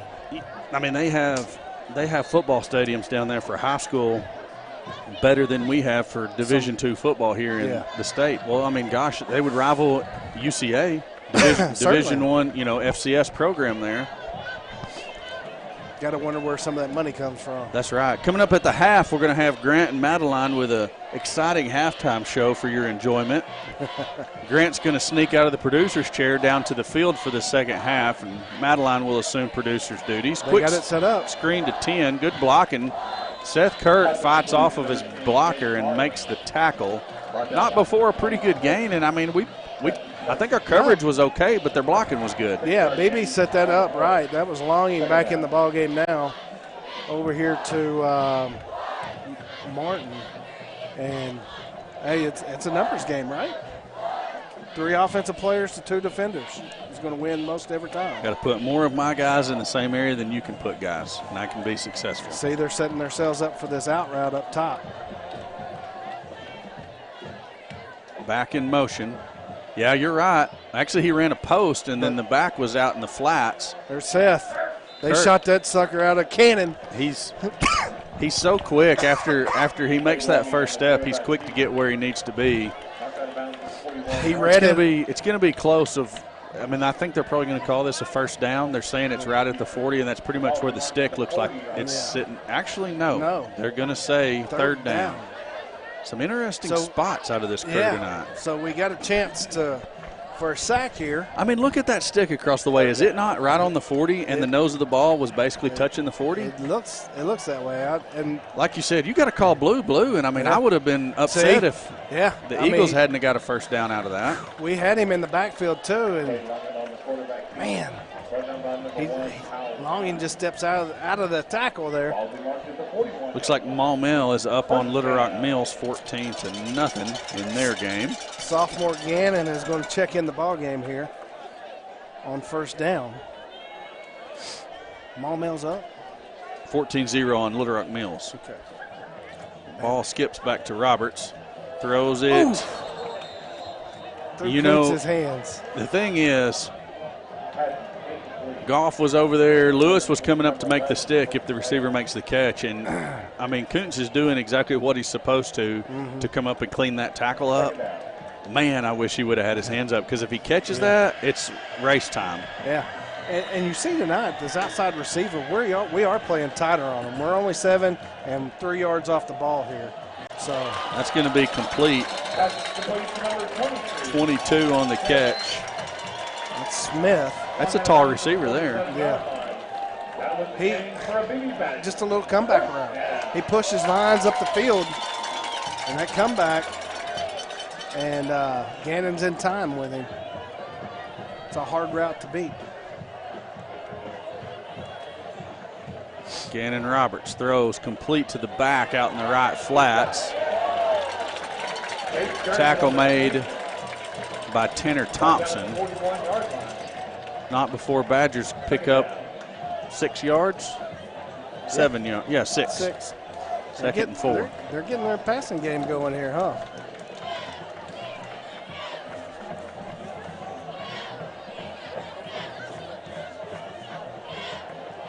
Roberts is going to keep it this time.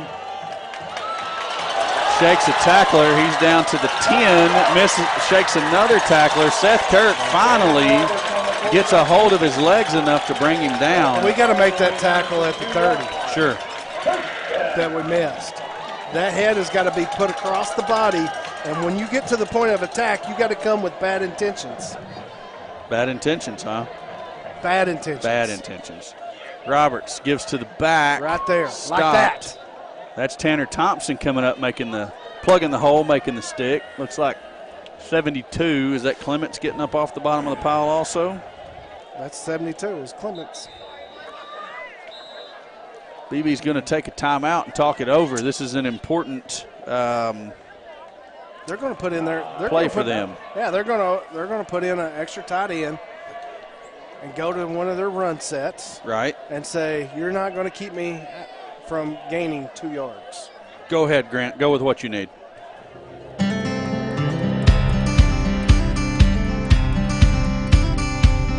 Here at Charlie's Corner, we have everything you need from men's shoes and boots to camo and graphic tees.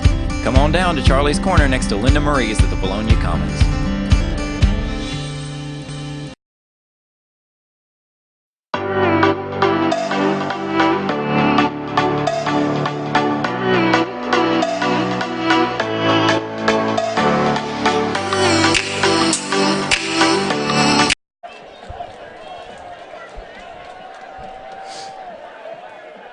Back from a word from a few of our sponsors there.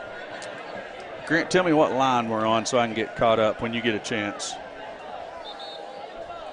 So line 18? Okay, very good. So we got a second down and go from the 2. Beebe certainly going to put in their heavy package here.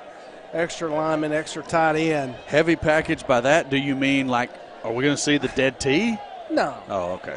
They call it kill their- the. Did they kill the tee? It looks like the offset eye. Is the dead tee dead? That looks kind of like looks a whole lot like a shotgun dead tee. Yeah. Give to one of the backs. Go attack. He just kept stretching it till Vines pushed him out of bounds. Yeah. I think if he tries to cut up inside Vines, it was going to be interesting. We had other tacklers to come downhill, but still. we had pursuit, but as they're back, you've got to stick your head in there and hope for the best. Because if you keep going east-west, you're not gaining yards. Running out of real estate. And here comes Jernigan. Here's our number 1 running back coming back into the game. Is that number 1? No, that's Jernigan's number 2. Okay, my bad. So you got to set up their offense. They got the sophomore Gannon.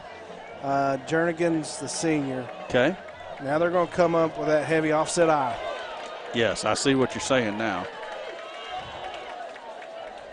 Quarterback keeper, he slips. Yeah, and all he's trying to do is get behind them big linemen. The lineman's pushing, and he just gets behind them and follows. So 4th and goal from the 1. Very little gain. You know what? Here in 3 plays, we'll see what happens on the 4th one. Yeah. So here comes Longing checking in, Gannon checking out. Longing probably the better runner of the 2. You think it might be a throw then? No, I think he's the better runner. Okay.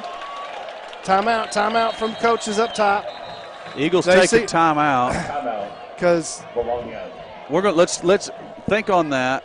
We're going to kick it down to Madeline. She's on the south end of the field, Steve. And Madeline, how big is this 4th down stand for the Eagle defense? This is a big 4th down right now. Gannon looked like he got something going, but if we got to stop right now, we would have all the momentum and enough time to go down and score the ball. How cool would a 99-yard drive be? Pretty cool, and, I don't doubt it could happen. Absolutely. Alan's got something he's dying to tell me about a formation up here, so we're going to – No, I want to hear it. You had all the thoughts. Tell me about it. No, well, just in the set that they had right there, the field side was wide open. Right. So we'll play action the other way. They put Longing back in, the better of the 2 runners. Yeah. My man's going to beat you to the corner kind of deal. Okay. For 1 yard. So you think that's why the Eagles took the timeout then to talk about what we're going to see that's here. That's right. Coach seen something. And that might not have been the play call Beebe had, but that's what I seen. I got you. Hey, Rick Heffington giving a shout-out to Austin Kuntz all the way from Wisconsin. How about that? Land of the Cheeseheads. That's right. Pulaski Academy up on Evangel Christian. No shock there. Yeah. But Evangel, is a powerhouse, is one of the perennial powerhouses down there in Texas. Mr. Rick is. Wait a minute. Evangel's in Louisiana. It's in Shreveport, right? Yes. Okay, my bad. Here we go. Now you don't have that. Gives to the back. That's He's Jernigan. in there. Yeah. Touchdown. And simple play. They kick out the defensive tackle. Yep. Linebacker can't fill that gap quick enough. And I like how Corey Clements played that. He was watching Longing there. He got out where he was supposed to be in case the quarterback kept the ball. So good job by the good job by the Eagles to try to cover it, but you got to give credit for the good block up front from the Badgers. We made them take 4 downs to push it 2 yards. Rodriguez kicks it straight down Main Street, and that's going to be a PAT for the Badgers. 36-14, Eagles lead the Badgers. And Madeline, what do you expect to see out of the Eagle offense coming up here on this next possession? Maybe the last possession of the half. Yeah, I think we'll slow the tempo down just a little bit because I think we want to have the ball to end the half. But I expect another touchdown. Why let the foot off the gas pedal? Not necessarily take off the gas, just hold on to the ball for the last possession. I get you, but what's working? Tempo, pushing it hard. That's what we need to go ahead and punch it in for the half because Beebe gets the ball here at the half. Oh, okay. If you didn't notice, Alan likes to play point counterpoint. Yeah, I'm just looking up for us to score through the air or on the ground. I'm with you. Good job. All right, here we go. Down to the field for the kick. Hey, that way we're both right. That's right, yeah. One of us is going to be right, man. Yeah. Smith and Moran back deep. It's going to be a fair catch called for by Nick Lewis and taken 31. at the 31. That's where Eagles will set up for this drive. And Moran saying, dude, just go block for me. I was there. Yeah, I know.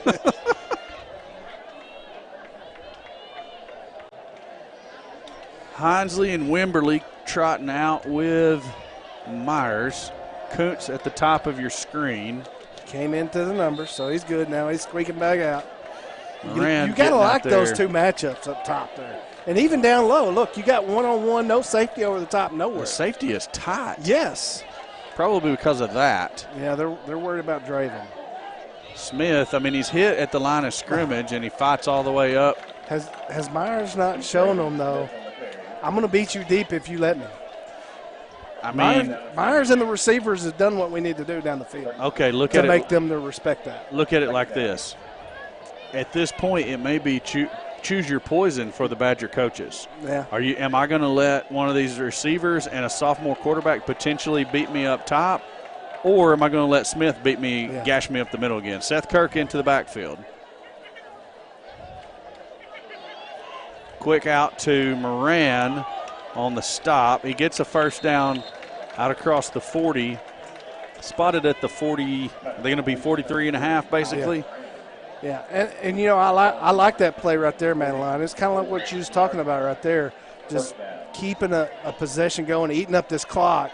But what that also does is we're drawing them in, and we're going to go over the top.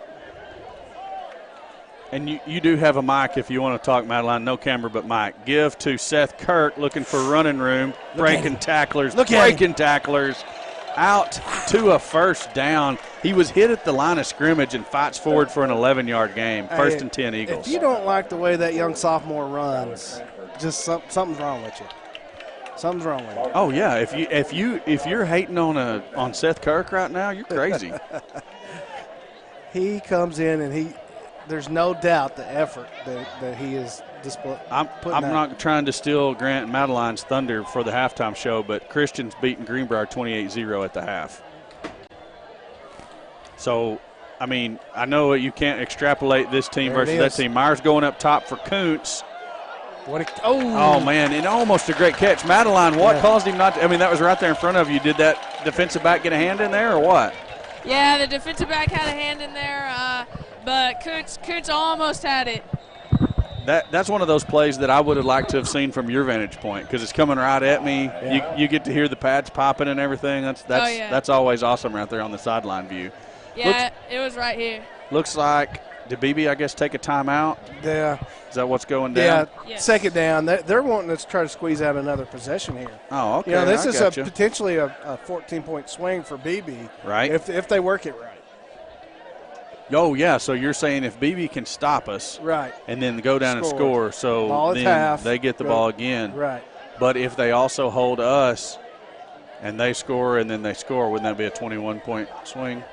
No, I'm just I'm doing to you what you did to Madeline a minute ago. I'm sorry, Madeline. She couldn't hear you. I had mine keyed up. You can tell her now. I'm sorry, Madeline. Hey, who's right? Well, it remains to be seen. That's right. I guess.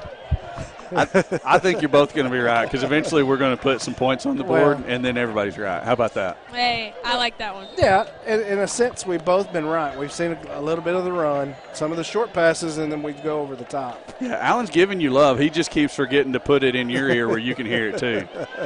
All right, Myers sends Moran in motion. Fake to Moran, give to Smith, and it looks like he might go get him another one at the 20, he don't have the 10, 5, touchdown, V-Town. He didn't have the angle or the Jets. No. Forget about it. Touchdown, Draven Smith, 3 on the night. 2:02 left to play till the half. Eagles leading it 42-14. So we're just helping Beebe out. Right here. You know, letting them get that 14-point swing. We give them 2 minutes to see their 2-minute offense here. Oh, so you're giving them – okay, so, yeah, they still got a chance to get their 14-point swing like you talked about. Right. We just gave them 2 – we gave them 2 more minutes. Right. If anybody's tracking with that logic at home. I'm not sure. I think we have everybody confused now. Lewis's kick is good. We'll take it down here to Madeline one last time before she gets her way up to the booth for the halftime show. Madeline, how about that run from Javen Smith? 3 touchdowns tonight. Yeah, I'm liking it. And every time he gets a touchdown run, he's hitting the gap and then just going full speed, and he's looking healthy. That's what I like to see. Yes, healthy is good after he got dinged up a little bit last week. Coming out, I mean, he looks fast to me. Yeah, he's looking really, really fast down here. And none of the Beebe secondary can get the right angle on him, and they're not quick enough to keep up with him right now. That's exactly what we were talking about. Very good analysis. If you want to work your way on up to the booth, we'll get you set up for the halftime show. Thanks for a good first half from the sideline, Madeline. So we've got Kenny Davis over here calling for a Vilonia interception before the half. He's saying you're wrong, brother. That'd squat my theory, huh? That would. It's possible because you got to expect Beebe's going to be trying to sling it all over the yard. The only problem is that we scored. That's the only flaw in what they were. I mean, they got the ball back and still had the opportunity for a 14-point swing. Yeah, and I get your logic and where you're coming from, but in a game like this, I'm taking points every time. You just don't know what's going to happen next. No. Right. Noah Newman to kick it away. Puts a charge into it. Actually, almost like one of those kind of bounce off the turf type kicks. Somebody look up that young man's name. Schultz. Yeah. Keller Schultz. Him and one of the Badgers was locked up. He come out of there rolling out, pops up, runs over another Badger by accident, and he's putting his hands up like, I swear I don't mean it. Didn't mean to. Just play a ball. You like the aggressive player, certainly. though, for sure. Right. Let's see who's going to check in the game here. QB for Beebe. Longing. We got a viewer from Atkins, Arkansas, tuning in here. Cindy Higgins, glad to have you with us. What ties does Miss Higgins have? Do you know? Well, she has I know she has a grandson and somewhere about there. I think it's a grandson. If I'm wrong about that, don't get angry with me. There, look at that. Look who's Wimberly, back there. Every time. Yes. Who makes that tackle? And there comes a flag from the back 40. What's the flag for? I didn't see. I don't know. I just seen the flag go flying across the field. He had to rear back. It's like he was trying to throw the a Hail Mary. Yeah. It's a holding on Beebe. Man. Wow. Emphatic That's not what with you that. want if you're a Badger fan. I believe Miss Higgins, I won't say grandson, she has a relative in about the third-ish grade. Okay. I believe, something like that. And then maybe a junior or a senior, and then one that's in college that graduated with Cali. So okay. if I've got the connection right, I may be off there, and if so, I apologize. Getting pressure. Oh, there it was. And then another flag. One. Throw another Hey, flag. I tell you what, Beebe sometimes is their own worst enemy. In their first 2 games, they'd have drive going, especially in that Lone Oak game, and kill themselves with hold. Holdings were killing them in those games. Lewis had both hands on it, and I think he was seeing end zone before he secured his ticket. Got to have that ticket. He's got a ticket to ride, and he don't care. Yeah. And Vilonia's going to take the down. They're going to, looks like, maybe decline this. Minute 39 left to play till the half. Clock is hot now. Well, they left it at second. The clock is not hot now. Now it's hot. Yeah. So maybe they waved the penalty off. I'm not sure what happened there. Second down and 15 is what we're looking at. Longing has the longest cadence of any shotgun quarterback I've ever seen. Flushed again, and I think we're going to get home this time. Indeed we do. It's Riley Rexroth. Trubiano got back there late, too. Bologna's trying to get a timeout. It was like, and it's like the official didn't want to give it to him. He stared at him forever, like, "Oh, do you really want a timeout?" Are you sure? Let's talk about this. Why you wanna make me work harder for my money? I am thirsty and hungry, and I'm 1 minute away from getting me a Scooby snack. Oh, me too. 59 seconds. No, that's 59.9 actually. Getting the clock corrected. Madeline's joined us up here in the booth. I see, and I think he was standing close to you, Madeline. I don't know if was that Mr. Newman standing down there close to you? You should have got him on the microphone. Yeah. Turn it on and talk to me. Don't be bashful. Alan's got to turn you on there. Go ahead. Yeah, I was going to try and get an interview with them, but I was trying to talk to y'all through the Okay. talking, but I didn't think y'all could hear me, so.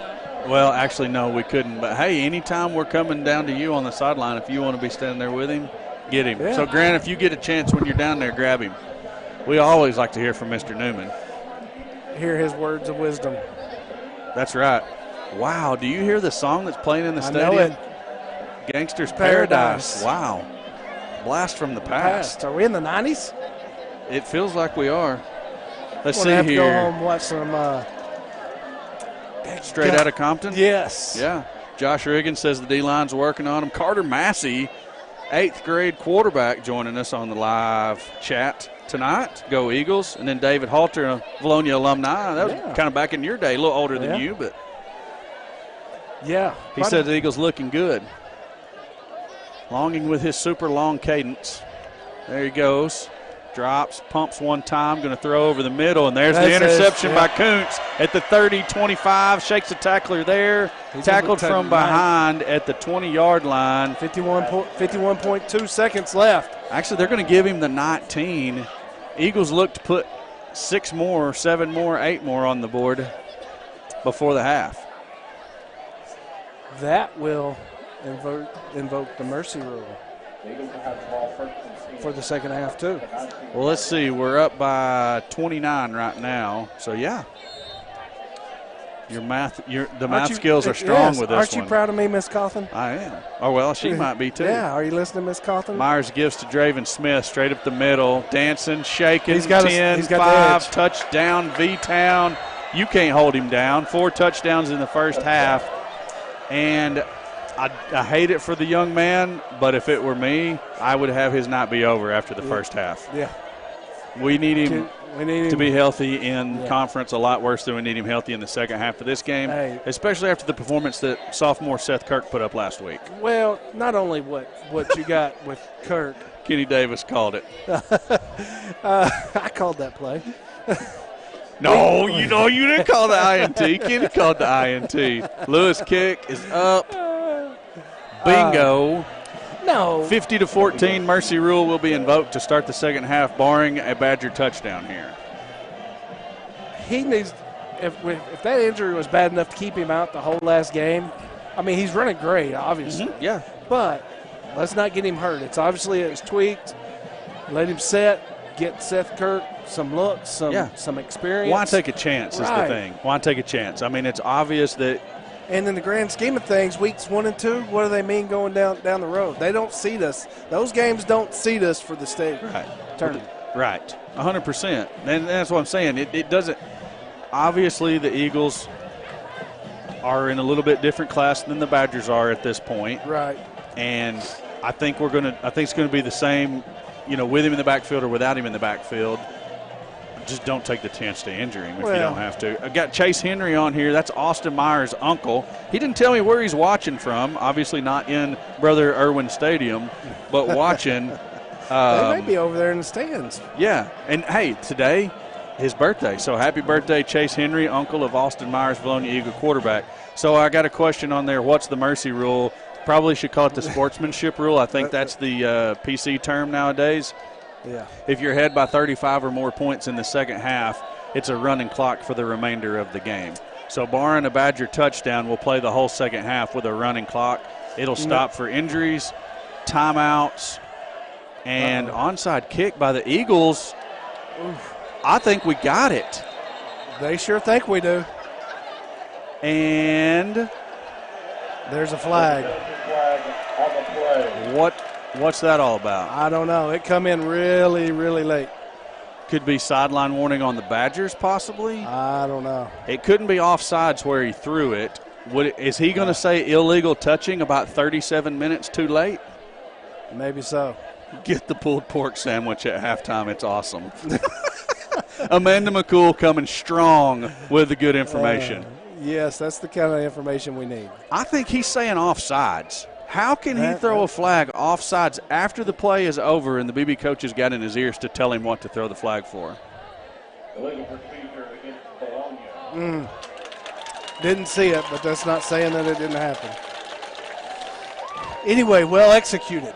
Very well executed. I don't know what it was because the guy jumped at the 49-yard line. He touched the ball above the 50.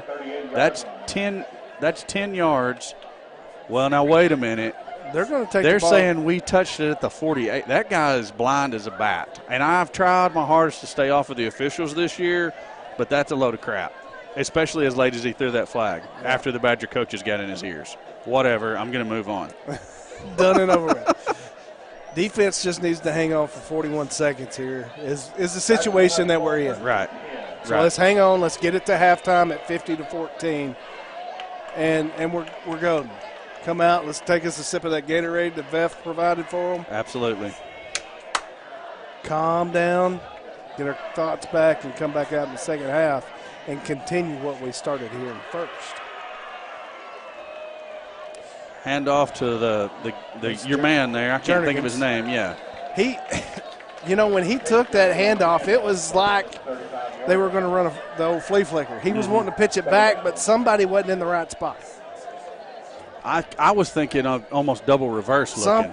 Something else was supposed to happen that didn't. So it's Roberts, the sophomore, looks downfield, throws in. I was a little premature. Vines Almost was worried about the intercepted by sideline. He was worried about getting those feet in. He was wanting to stick those feet. Okay, Chase Henry watching in from Hatfield, Arkansas. Hatfield. Benton up over Cabot 21-17 at the half. David Halter giving us some love. I'll let you read that here in a minute.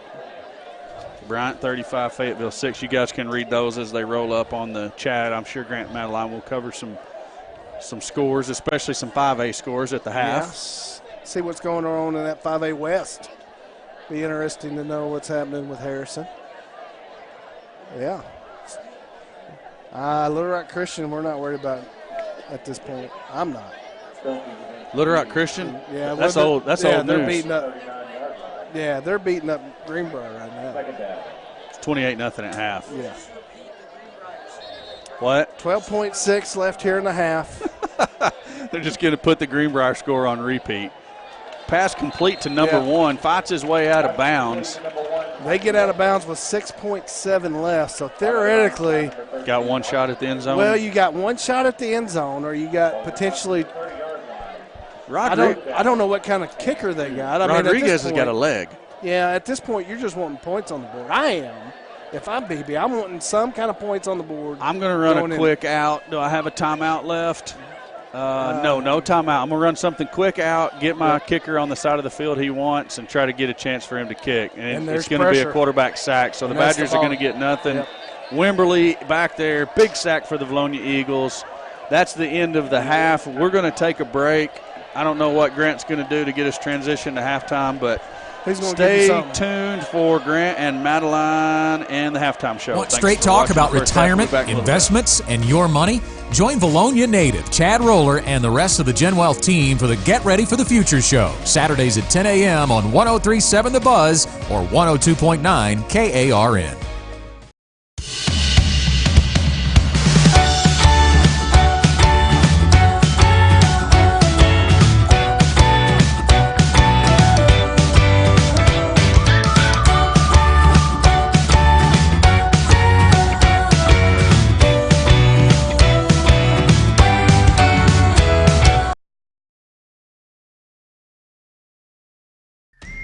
Vilonia Family Pharmacy is proud to be a locally owned and operated small business in the great town of Vilonia. If you're looking for a pharmacy where you are more than just another face of prescription, come see us.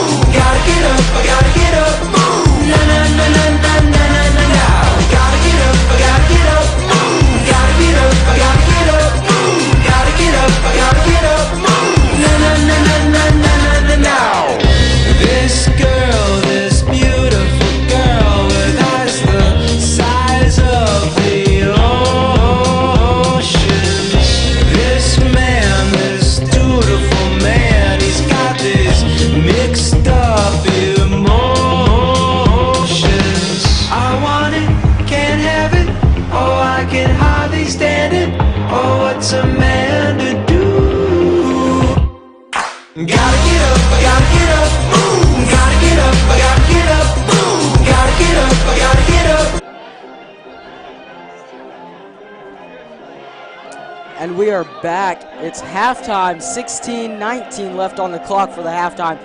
Score, Madeline. 50-14. 50-14. What did we say during the pregame? You know what we said?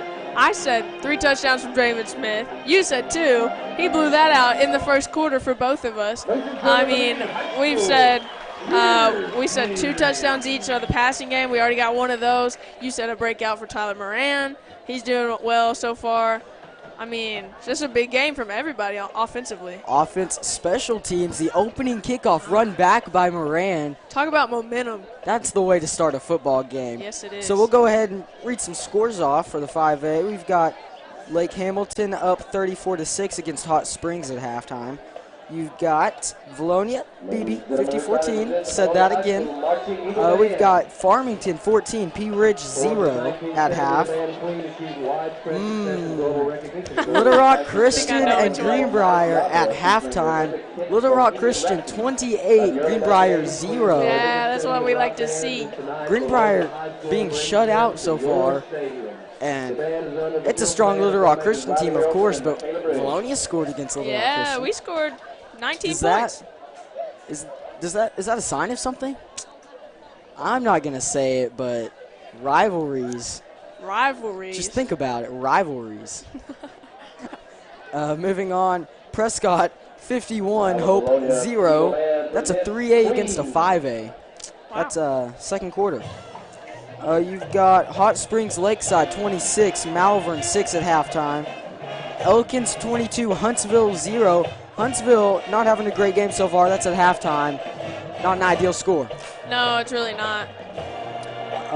Little Rock Parkview 21, Rogers 7. It's kind of interesting. Could be a good game to watch. Yeah. I'd like to see that. Here's another one. Maumelle 27, Little Rock Mills 0. Maumelle, of course, having a good game against the Eagles last week. So, they're playing about the same way. Playing have a good game. West Memphis 7 wins 6. That's sort of a strange score. Yeah. So, Madeline, what do you think about this game? I'm really liking what we're seeing offensively and defensively. I mean, they're doing exactly what we needed them to do. Their execution. Talk about is key. the defensive line so far. Sacks and stuffs on the run. Something we called for, something we needed, something we got. Yeah, and, they've had a couple good possessions, and on both the possessions that they did well, they scored. Other than that, they haven't been able to do anything. You're right. And not just the defense, the offense coming out to play big. It's been an exciting game for the Eagles. It really has.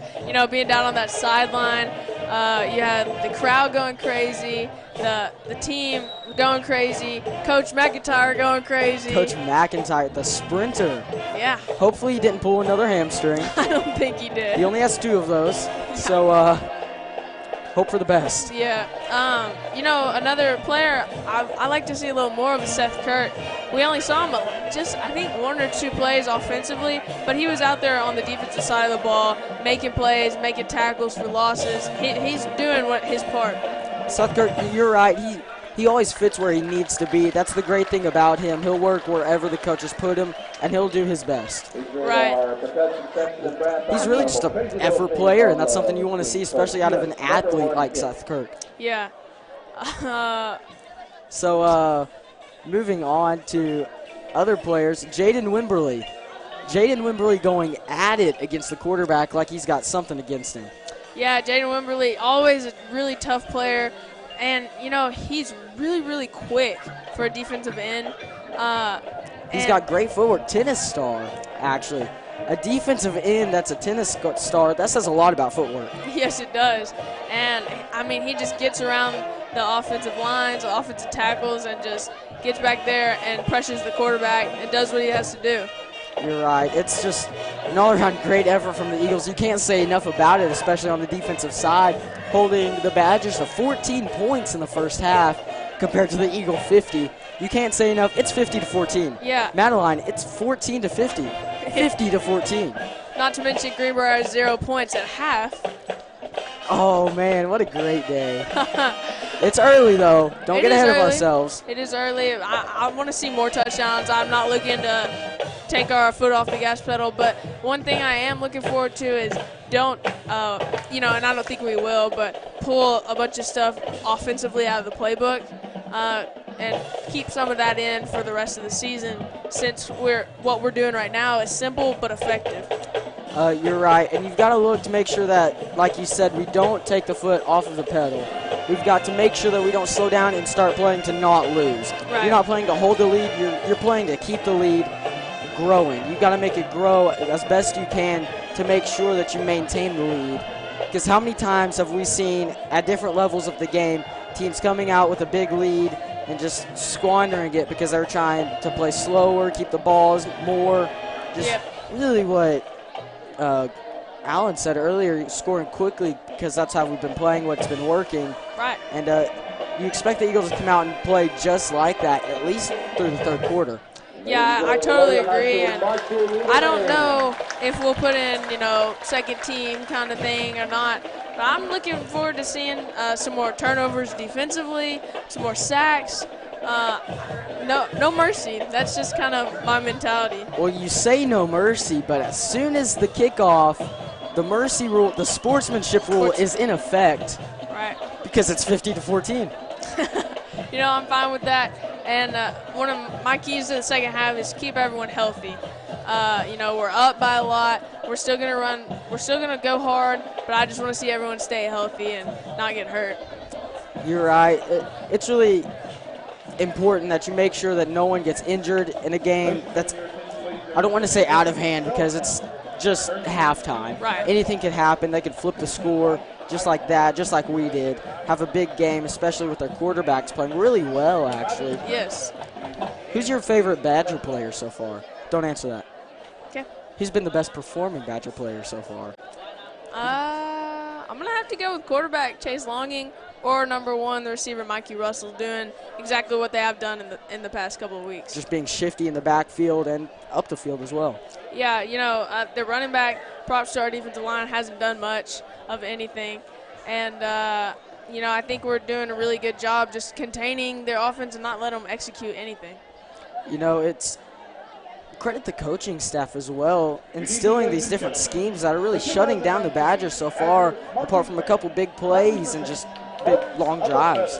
Yeah, I know that Coach Stout, Coach Langerl, all the defensive guys, studied up on their film, knew exactly what they were going to run on each formation.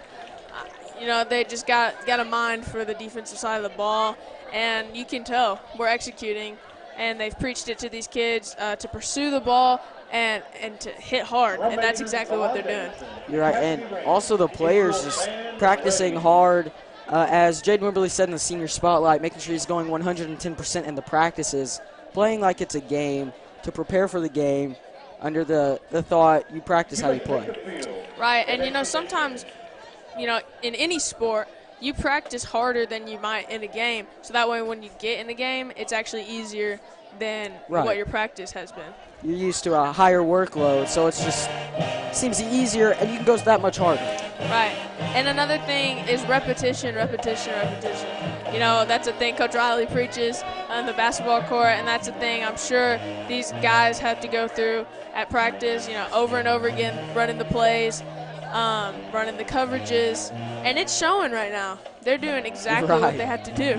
I mean, they're just executing as best you can, really. It's 50-14. Yes, it is. Loving the score. I mean, offensive line, too. Yes, really. Let's talk about the offensive line. The blocking has been impeccable. It's been amazing. I mean, Austin Myers has had as much time as he's needed, more time than he's had all season. Having a big game so far, underthrowing the ball just a couple times. He was on the run for one. Another one just seemed to slip a little bit of a wet ball out there today. It's all around, though, a great play for the offensive line. Yeah, it really has. And running the ball, passing the ball, like you said, he has a lot more time, but it seems like every run play we have, the offensive line does exactly what they need to do to open up the hole, and Draven and Seth have just been hitting it and getting up full speed and getting up the field. The field. Bit of a basketball mind here. Yeah. We're looking at 6 minutes, 30 seconds left on the clock, and I couldn't help but notice the score. It's 50-14. Really? It is. I It's did still not know 50 to that. 14 Still. with 50 to 14 on the scoreboard. Yeah. If you can hear behind us, the Beebe High School band playing. Both bands. Sorry, Both bands. are doing a really good job. So, what do you expect to see out of the second half? Second half, I expect, this might be a little bold, but I'm expecting 2 or 3 more touchdowns from Draven Smith. Really? 2 or 3. You don't think they'll pull him? No. No. Third quarter, 2 or 3 more touchdowns. Third quarter, 2 or 3 more touchdowns. Okay, I expect to see Seth Kirk get a lot more touches in the third Yes, quarter. I agree. I say Draven probably gets about half the touches he got in the first or second quarter. May break a big one for 1 or 2 touchdowns, maybe not. I expect the BB defense to key in on him much more than they did the first half. Another thing I expect to see offensively is Austin Myers in the deep ball. Yes. I Yeah, think I've seen him throw it 3 or 4 times pretty deep. he's had a couple. And they've been placed pretty well. The one to Tyler Moran on the sideline, that was a good throw. If he let him just a little bit more, it could have been 6. But a good catch and good throw. And then the pass to Kuntz there. Almost came up with it. And we talked about the screen passes in the pregame working to perfection. The first screen pass we throw, touchdown. I mean, what was it? It was 3 offensive plays, 2 touchdowns. I mean, what more could you ask to start the game? Both of them, Draven Smith running the ball with one mishandled ball, but then touchdown. Yep, and then the next possession we had 3 plays, Tyler Moran touchdown. Tyler Moran. I picked Tyler Moran. You picked I picked Myers. Myers. He only has 1 touchdown right now. Myers playing like an experienced quarterback so far. Much improved from week 1. Yes, a lot more improvement. And, you know, I think he has been one of the keys to the game because they respect him and his arm, Beebe. And he's really forcing them to. Yes. The way he's been able to sling the ball out there. A few, mistakes, not necessarily in choosing where he's throwing the ball or who he's throwing it to, Just a little, but more of, throwing on the run when he could have shuffled and gathered himself. Right, and he's opening up the run for Draven, so he's doing exactly what he needs to do. I expect to see a few more throws this half than we did the first half, but those are my expectations. As Corey said earlier, it's sort of a pick-your-poison situation, and Austin Myers playing a key part in that, which is something you love to see, especially out of a sophomore quarterback. Right, this team has a lot of youth, and I'm excited for the rest of this game and the rest of the season. So before we take a break, I just want to repeat the fact that it's 50-14. Eagles up on the BB Badgers. Yes. End of halftime coming up, and let's take a break.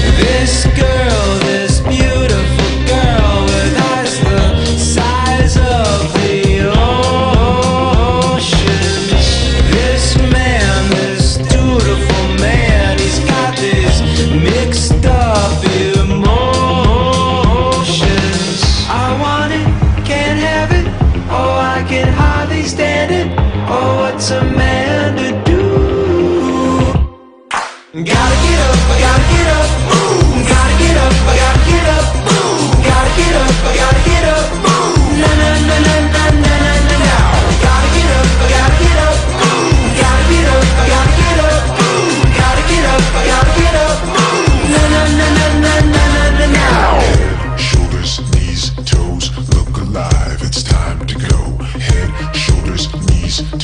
look alive, it's time to go. Head, shoulders, knees, toes, look alive, it's time to go.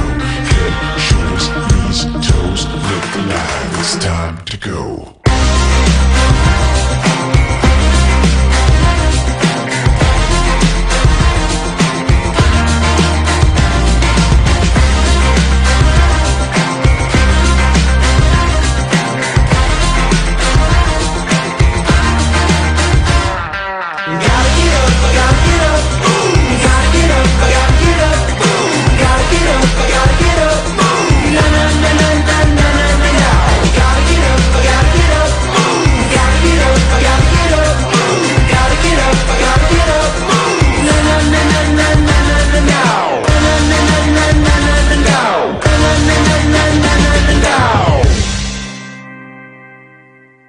Want straight talk about retirement, investments, and your money?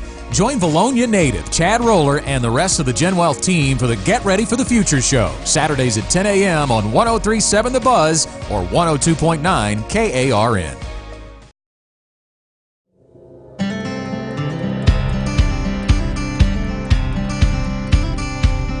Here at Charlie's Corner, we have everything you need from men's shoes and boots to camo and graphic tees. Come on down to Charlie's Corner next to Linda Marie's at the Vilonia Commons.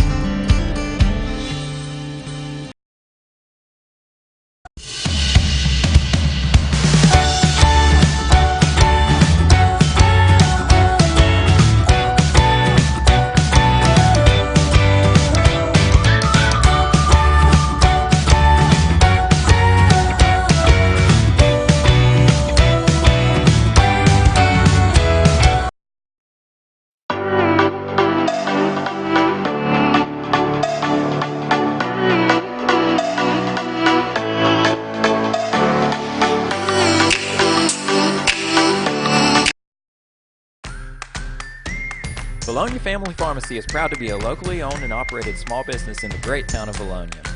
If you're looking for a pharmacy where you're more than just another face of prescription, come see us.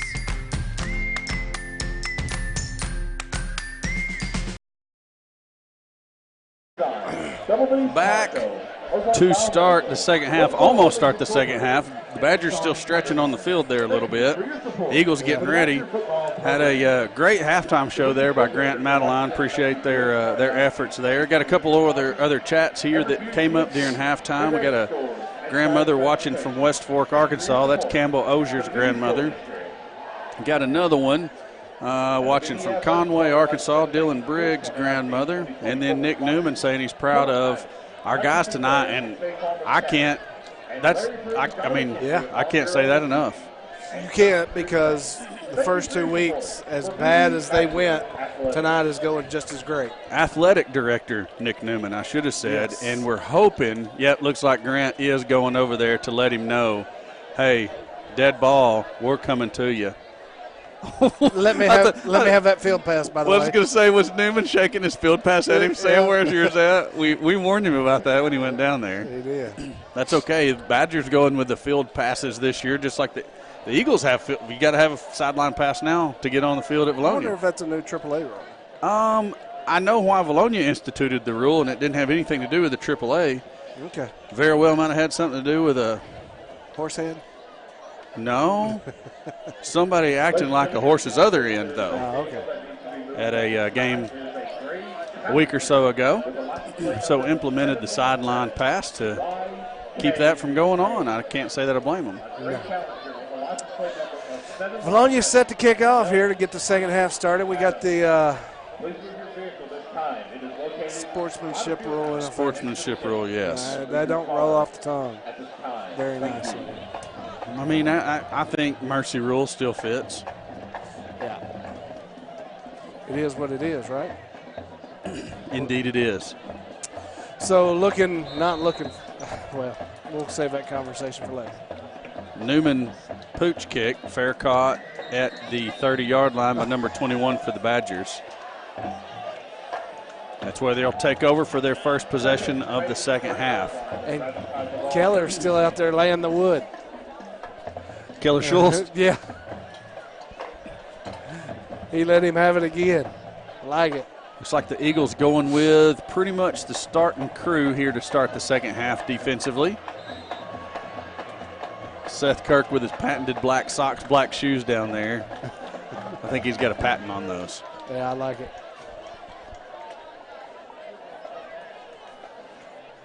That's Longing settling at the QB for the Badgers.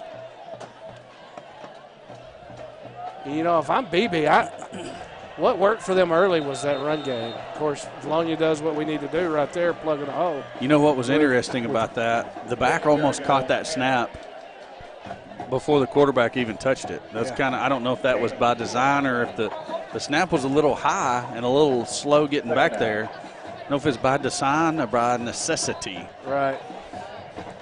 Well, Beebe is, in the first half, was their own worst enemies with their penalties, especially late. You know, they cleaned that up, and like Stone Cold was saying at halftime a few years back, they come back from a deficit like this. So, ball game's not in hand yet. We don't want to take about that. Longing fakes, now throws in the backfield. Trubiano over to make the tackle on the slot back there. Number 42 for the Badgers. On a little drag route out there in the right flats. Seth Howard. Listed as a tight end.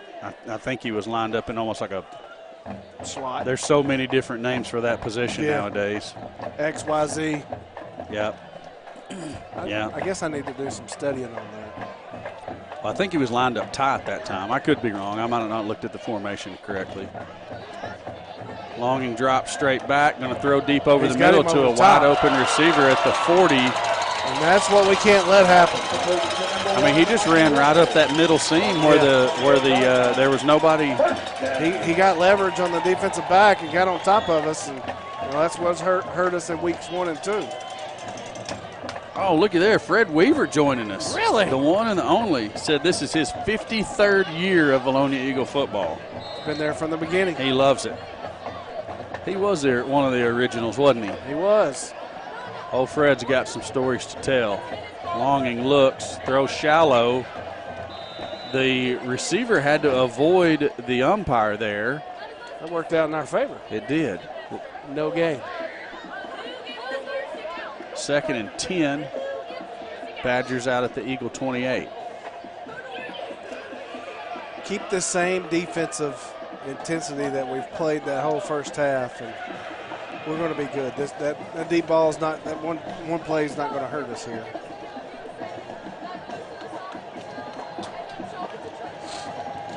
Longing gives, no, he keeps. Wow. And that time, Rexroth's aggression got him. He didn't maintain that edge. Cannon Bartlett up to make the tackle near the 20-yard line. Got to pick that spot when you're blitzing, that you got to be able to maintain that outside arm to that deepest player. 3rd down and a long 2 for the Badgers. We're getting calls for another interception here. Oh, yeah. Is it? Yeah, it Kenny? is. Yep. Oh, we bit hard. We did. Bit on the play fake. Gannon throws the 21-yard touchdown pass. It's just a little double move. I wish it would have been interception. Let's see here. Where's G-Ran at? Did he follow? Yeah, he's down on the other end. We'll stay with the spot where they're line 21. It's what we'll go with here after this point after. It's not Rodriguez. It's the other kicker out this time for the PAT. And that thing barely squirts through there. The official 50 to 20 is how, or 21 rather, is what the Eagles lead it by. And Madeline, go ahead and run the commercials, please.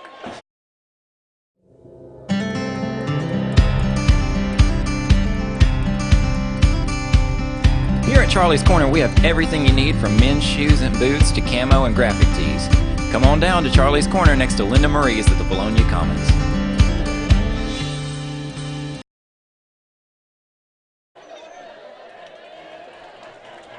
Appreciate those sponsors there that see the commercials from. Eagles lead by a score of 50-21 here. You know, Beebe come out and done what they needed to do. Now it's up to us to answer that. Work the ball right down the field, and you're right. Eagles just need to come back and continue to answer. Beebe come out more ready than what we were.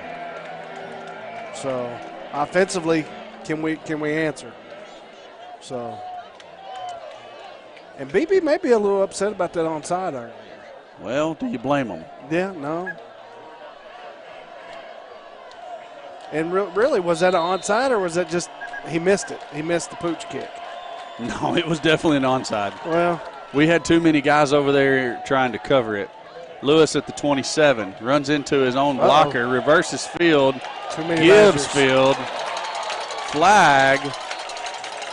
Again, Beebe Badger, that coach they're working that official. It's almost like they're telling him everything they want called. There is a penalty flag on the play.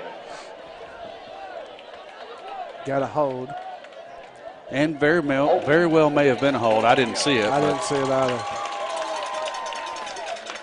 I'm going to say he's not just throwing phantom flags. No. You just don't like seeing the BB coaches giving him so much help. Right. Not a good look for the guys in stripes, I'll put it that way. So that's going to back us up to our worst starting field position of the night. Let's see if, that's bad right there. And I didn't even see it till just now. Just found a wasp nest hanging in our box. So it's got pods on it too. Yeah, if it goes silent over the broadcast, you know why.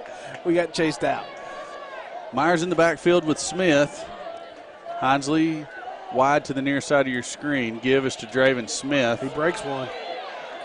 If he broke that one, he was gone again because Hinsley was ready for the peel back right there. Well, and that broken tackle in the backfield caused him not to get that edge as quick. True. Otherwise, he is gone. Second down. 2nd and 1 is what the Eagles are looking at out at the 30 or the 26-yard line. Excuse me.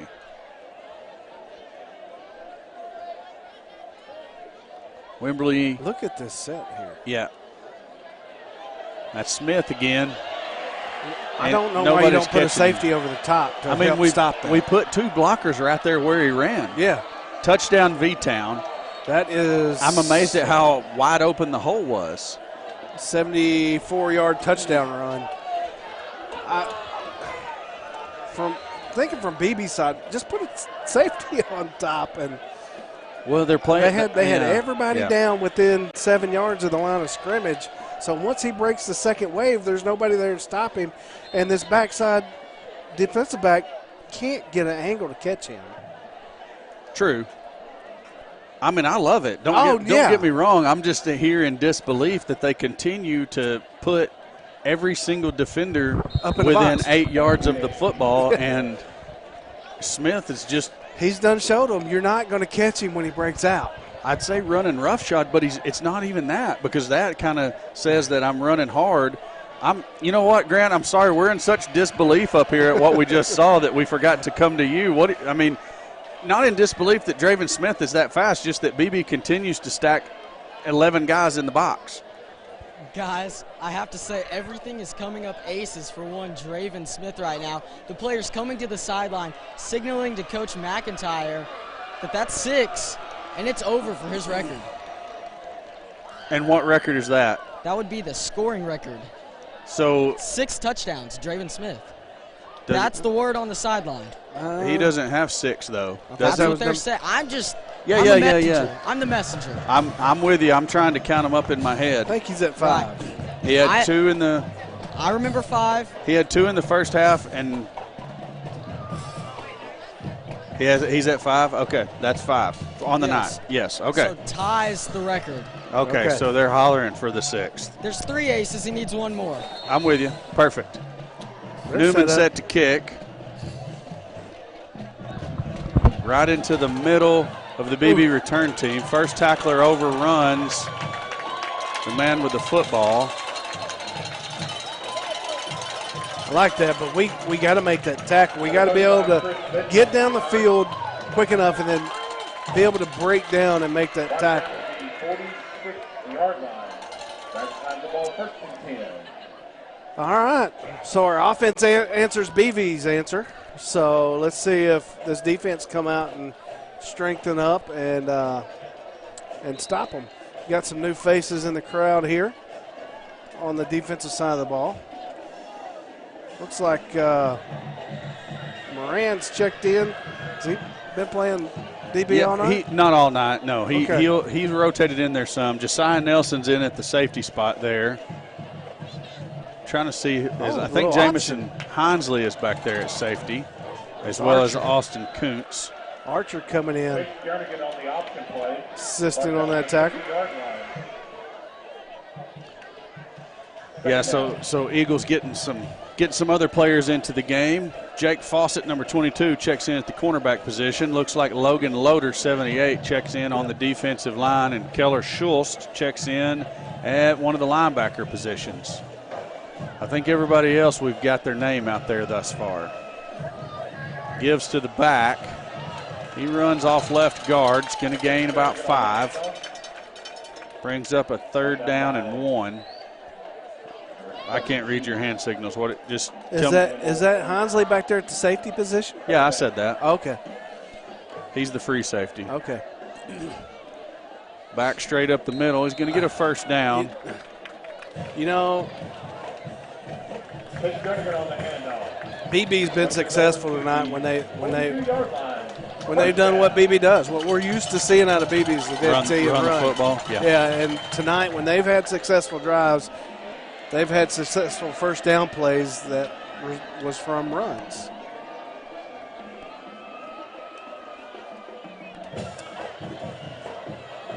Oh, Trubiano got there. And then 3 times. Oh, man. Kuntz ultimately makes the tackle. Trubiano got there. He missed the tackle. He was doing everything he could to get back and took out 2 more Vilonia would-be tacklers. And, I mean, it was just strictly a hustle play. No, I mean, he was doing everything he could. Rexroth checks in for Wimberley. Gannon done the old. Who's that in the middle of the defensive line? It's not Rexroth. Rexroth's on the tackle spot over there. there. Clements, 72 Clements. Rexroth, Clements, Yep. and Logan Loader. Loader, yeah.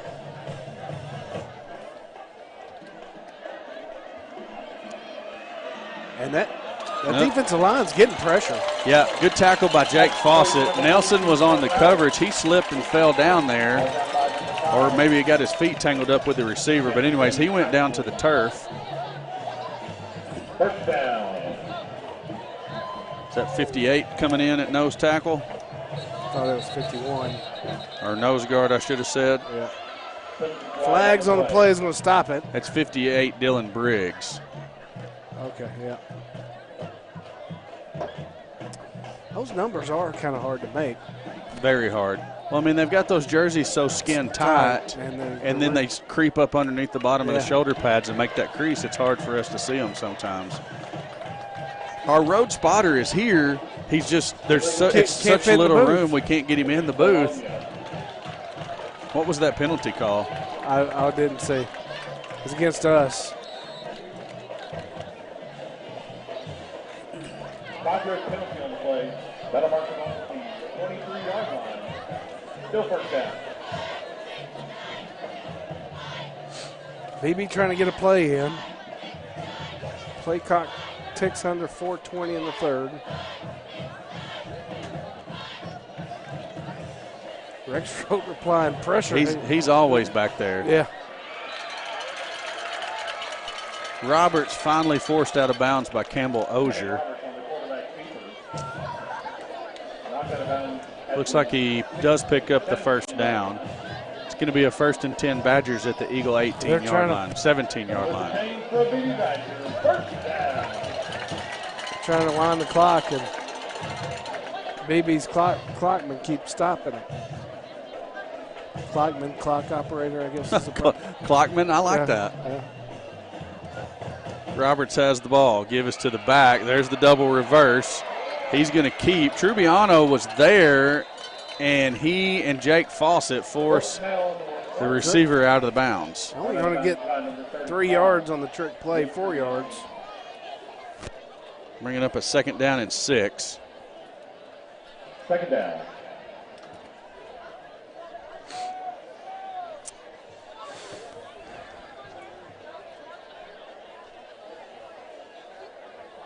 Badgers See, not really in any hurry. None at all.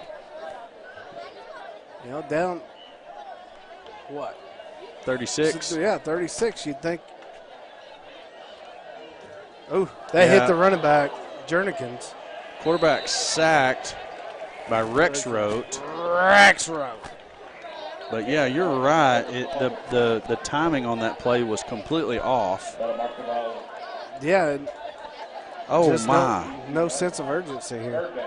Here's a 5A West score for you. Well, a 5A West team, Huntsville playing Elkins. What classification is Elkins? I don't know, but my first roommate in college was from Elkins. 35-0 Elkins over Huntsville. That's all he talked about. I think Elkins is a 3A school. That wouldn't surprise me. Schultz giving chase on the quarterback. And good breakup over the middle there by Hinesley. Hinesley was thinking pick is what I think he had pick 6 on the mind. I thought I seen the sweeping hand come through. All right, Kenny Davis telling us Elkins is 4A, so not quite as big of a classification difference as we thought, but still, yeah, that's a shocker of a score. So 2:17 to play.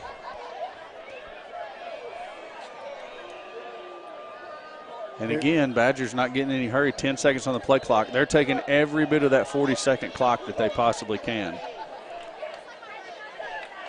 Watch for the scramble. Throwing deep. Pretty good coverage by Jake Fawcett. That's what I was about to say. He turned his head at the right time. He went down with the receiver. Didn't allow him to get on top and got his head turned around, and Vilonia holds. Yeah, they stopped the clock on the incomplete pass. I thought we were in the mercy sportsmanship, whatever, but apparently we aren't. So the Badger coach is doing everything they can to run the clock out. And the clockman ain't helping them out none. Stinking clockman. Uh-oh, look at the slot. Nobody's on him. That's Moran at the 17. Picks up a block from Kuntz. Man. Chased down from behind trying to get outside Kuntz. Moran out there just dancing. That's what you dream for. Go out in the slot and nobody come over the top of you. Dream for that. Just catch and run. Looks like Bartlett's going to check in for Moran. Hunter McCool, number 6, is in the backfield.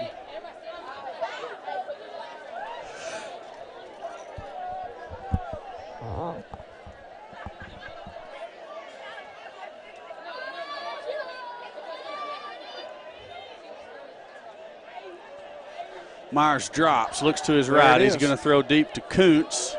Kuntz has the catch, and they're going to call offensive pass interference because I saw his arm extend. Yeah, he pushed him back. Yep, that's the way. That's the way he made the space to make the catch. Unfortunately. Yeah. And it was a great catch, great one-handed catch. It was a great throw. Yes. To the receiver in stride. That was, you couldn't have executed that more perfectly, other than the little bit of a shovey shove there by. And to me, that's a little picky. I mean, he did get his forearm up, but. Yes. I don't know that that would have got called in the NFL. Oh. And how talented are they? What do they and don't they call in the NFL, to be honest with you? Right. What is pass interference? I will concede his backside arm did come up. Yeah, I agree. I'm not upset about the call, no. But, it's kind of, yes. You can talk about game management both ways. Yeah. From the officiating perspective. That's going to bring up a long first and 10, 20, what? 25. Yeah. Myers drops. He's going to go for the same play. Oh, right through his hands that time. And, Kuntz reached back again that time, and I don't know if he didn't make contact or they didn't find it as egregious as the previous play. Yeah. But either way, just out of the reach of Kuntz, and I think he's going to take a breather after the back-to-back long runs. Looks like Erie checks in for him. Hinesley's in there. Bartlett's at this slot. Was that Wimberly checking in? Yep, Sniffer? Wimberly, McCool in the backfield. Timeout, Beebe. They had a personnel situation they wanted to correct.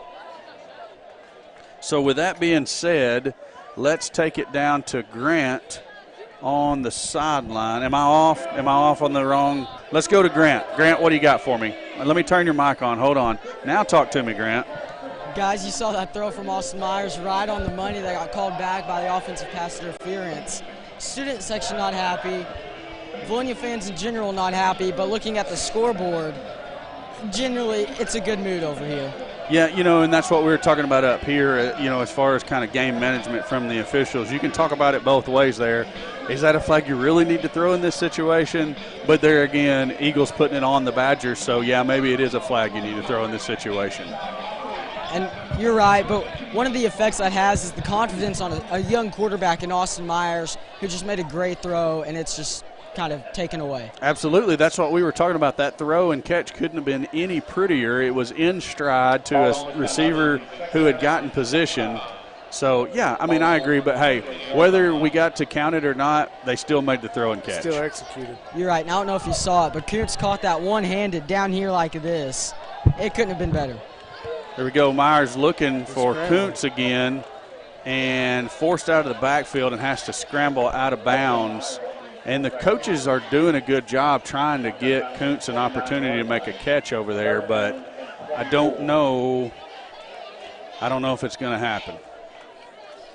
Let's see. Not in the third quarter, it's not. Down under 10 seconds. So that's going to be the last play of the third quarter. And here at the end of the quarter, Grant, can you have Mr. Newman for a between the quarter interview maybe? Hit the buddy. Okay, now talk to me. Absolutely. He's right here, actually. The man, the myth, the legend. Let's do it.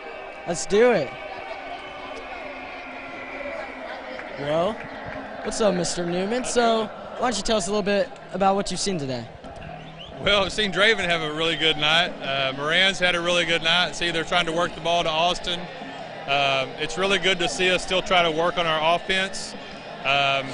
Defensively, we still got some big holes that they're taking advantage of. So, you still want to see us working on our offense, obviously, but we need a lot of practice of tackling in space, and I think that shows up big tonight, the way they spread the field and get the ball out wide and stuff. So they're trying to exploit what we don't do well, but thankfully our offense is clicking enough tonight that this game's well in hand, hopefully.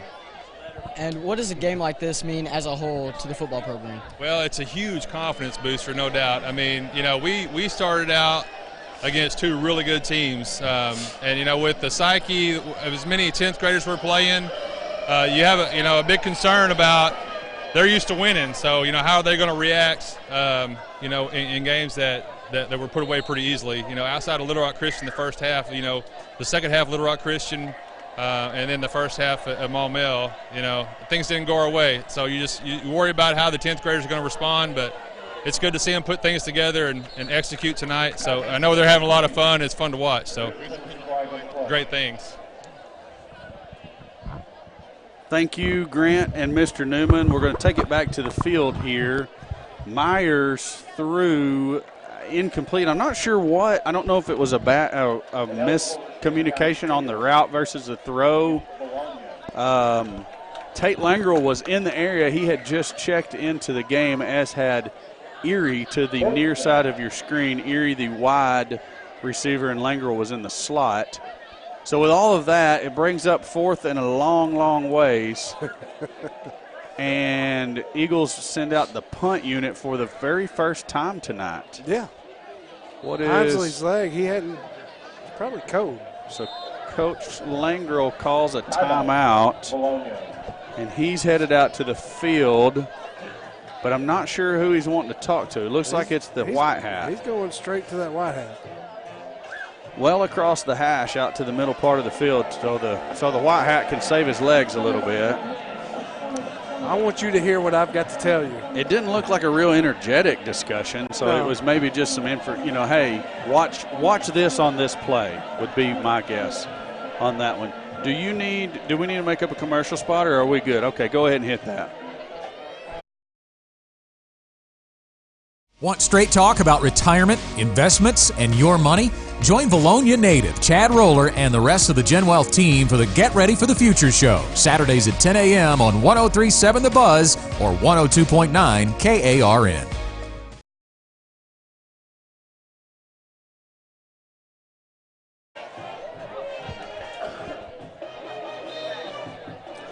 Back to the field is Hinesley. That was I was not paying attention. I'm sorry. I couldn't hear. Madeline was telling us we were back, and we couldn't hear with our headsets on. Hinesley on to punt. Low snap. He handles it. Gets away a wobbly punt off the side of his foot. Bounces out of bounds. Would like to get the roll out of that one.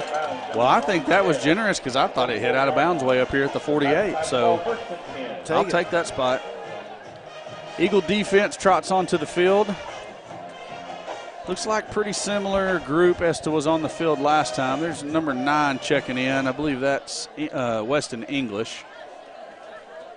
Let's see if I got that one right. I believe it is. Yep, that's Weston English. We got a new safety out there, 21. That's Tate Langrel. And one of the down safeties. You got Ethan Cash and another down safety. Is that Fawcett still over there at cornerback, or is that Lane Hunter? I think it's Lane Hunter. 29, yeah, it's Lane Hunter. Hinesley's at the free safety position. Tribbiano, Ozier, Schultz are the backs. I'm glad you can see it because I can't see them. Well, this is my 3rd game I've called, so I'm kind of starting to get them a little bit by their even body types. Ozier making contact up the middle. It's like Logan Loader's still in there on the defensive line. Archer's back in there, one of the tackles, and Briggs in at nose guard. So we ought to see a heavy dose of this running game out of Beebe. I would concur with that. Eagles leading at 57-21, 10:45 left to play in the game.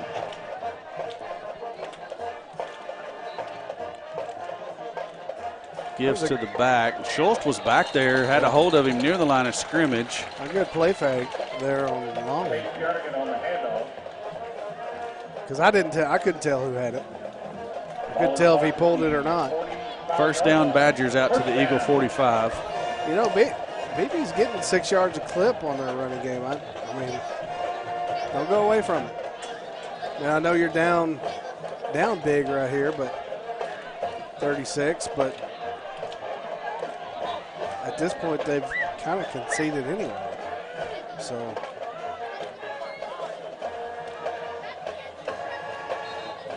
yeah, I think call that a false start. That's what I was going to say. I think the tackle over there jumped. Yep. Indeed, he did.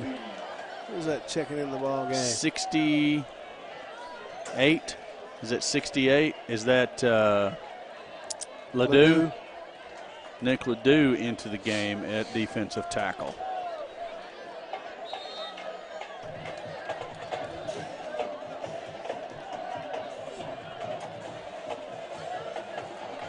Still taking their time, just getting things in. Why give the Eagles another chance to score? Yeah, and that may be the mindset over there. What do you think G-Rant's down there going to bring us next time? Long and complete to number 2. It's Jernigan's. Schultz and Ozier and Langrel looks like they're on the tackle.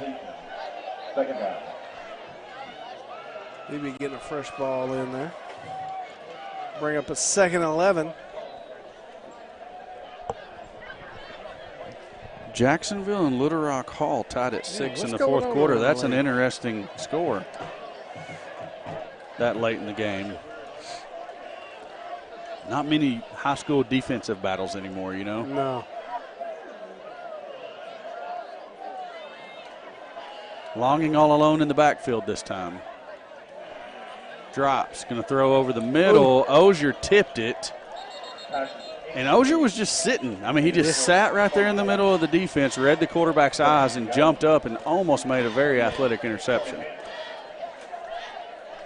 I'm going to have to enlarge my roster size here, or we need some line in here. Cash, that's who that was, on that defensive coverage. He was right there in his hip pocket, right where he needed to be on that crossing route. Why don't you just ask me who it was? Well, Just say, hey, who's 38? I got that one in my mind, I think. I wanted it to roll off my tongue, Okay. but it didn't work out that way for me. Pop pass to number 20 around the right end. Chase down from behind. They're going to mark them short. Tackled by Logan Loader, it appears. 78 Loader. So Beebe's going to have to convert a fourth down here, and they're going to their hurry up now. It's going to be the quarterback. Oh, Yeah. Loader was trying to chase him from the backside and just couldn't get there quick enough. It's a first down for the Badgers. So next week, Yeah. what we got? We got what we got? I'm trying to get my schedule here. We got Alma. This is Beebe, homie. This is Beebe week. Yeah. So Alma at home next week.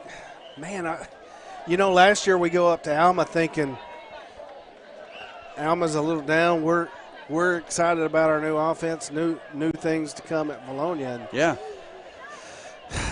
they just kind of smacked us in the face. Indeed, they did. Hey, So I'm sorry. Go ahead. Finish up your thought there. we need Longman to. trying to throw deep, intercepted by the Eagles, and Are they going to call it a touchback. touchback? Yep. I was wondering how that was going to get called because he come down at the 1 but was tackled into the end zone. Who was that on that interception? I didn't catch the number. I didn't either. I never could see a number getting up off of that. So I'm trying to look something up over on my phone. I got another deal I need to talk about. Oh. Yeah. Oh, I can back it up. Back that sucker up. Back that truck up. So anyway, Alma rolls into town for their first conference game, 5A West conference game, and we need to return the favor. Oh, that's Hinsley. Is that Hinsley on there? No wonder. It's the man with the smooth hands, Jamison Hinsley. Okay. Duh, I should have known that. All right, so, what did I do? Wow. Okay, let me get this in real quick. I want to talk really quickly about the Vilonia baseball team chili supper. We don't. Okay, yeah. So that's coming up. That's a big fundraiser for the baseball team. October the 11th is at home. Who do we play in football that night? October 11th. That's Harrison. That's the Harrison. Harrison at Philip D. Weaver Stadium. That's going to be a tough night. Before that, before the Harrison game, come on over early. 5:30, the chili supper starts in the high school cafeteria. You can get your tickets from any of the baseball team members, and they are $7 a piece. That give is to McCool by the backup quarterback, Jamison Hinsley, and he's going to pick up about 8 yards, brings up a 2nd and 2. Tell him not to come up yet. Tell him to wait. Trying to get some things worked out. Yeah, we're working on some things here. Tell him we'll hit him next. Vilonia is going to get a new set. We'll try to get all the guys called out here. It's Erie to the bottom of your screen. Hadn't seen who's in the slot. I can't see who's in the slot either.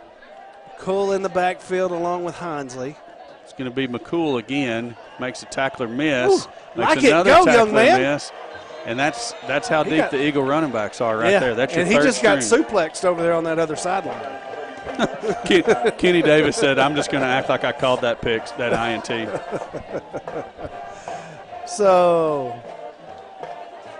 I see Fawcett in there. I'm sorry, I thought we was going down. Fawcett on offense? Fawcett is on offense. He is over there. What's the Childers, 75 Alex Childers, 71 Jacob Pierce. Yeah, so Fawcett's going to be in the slot. 23, is that 23 in the backfield? That's Parker Bean. Langrel's in the far side slot. Delay of game? Delay of game, yep. Eagles trying to get their subs in and out and also get a play called all at the same time, just having a little trouble getting it all done. Nick Bonema in at center. So the Badgers are going to wholesale rotate some defensive linemen. 1st and 15 is what your Eagles are looking at. I can't see who the far top receiver is. That's the only one I haven't got yet. I'm working on the lineman. Hinsley gives to Parker Bean off left tackle. Bean's going to fight forward for a couple of yard gain. Good hard run there by that young man. Looks like McCool's going to rotate in for him. Josh Millsap in at guard. Can't see that top side tackle. 56. Oh. It's Dayton Briggs. Who's number 28? That's the other receiver up top. Dustin Jones. DJ, my bad, DJ.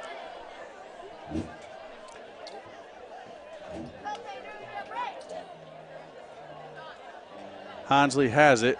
I'm waiting to Gives see it to McCool. Oh, McCool. Ooh, Stay he's on still your up. feet. That was nice. Flag. You got a flag back Well, here. I don't like that. Dadgummit. Good hard run nonetheless. McCool. I thought he was going to shake out of there and go get him one.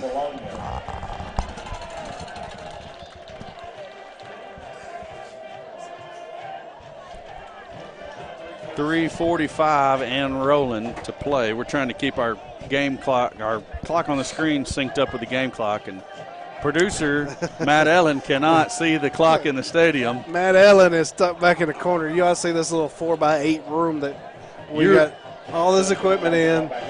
I think you're being generous at 8. 2, 3, 4, 5. 2 pieces six. of. No, 6.5. 1, 2, 3, 4, 5, 6. Count the squares. No, look at the. They ripped that one. No. I'm just saying those squares on the floor are 12 by 12. McCool again. Plywood's 4x8. That's not a full. That's not a full board of plywood. So we're maybe 4x7. 1, 2, 3, 4, 5, 6. And then some. And then some. This is what you get. Yes. So Alma next week, Huntsville. Then we get to make the trek up to Huntsville. Don't even talk about it, man. Oh. Don't even talk about it. Although the Pig Trail and Taco Villa, we get both in the same night. We do. Grant's battery died on his field mic. That's why we can't go down to him anymore. Hinsley keeps. I've been waiting for got that some one. blocking out in front of him by Erie and Fawcett, and Hinsley's going to run out of bounds up at the 27-yard line after a long run. It's going to bring up an Eagle first down. Who's going to run out of bounds? What did I say? You called him Fawcett. Oh, Hinsley ran out of bounds in front of Fawcett, who just blocked for him. Yes. Erie and Fawcett both picking up some blocks on that play. So after Huntsville, we got Harrison, Farmington, Morrilton for homecoming, Clarksville, and then very last senior night, Greenbrier rolls into town, who is taking a licking tonight. I don't know what that score is now, but it's probably ugly. Yeah. 28-0 at last check. Hinsley gives to McCool. He's going to pick up a couple. Something else we can go. Got some more linemen coming in here. Linemen and others.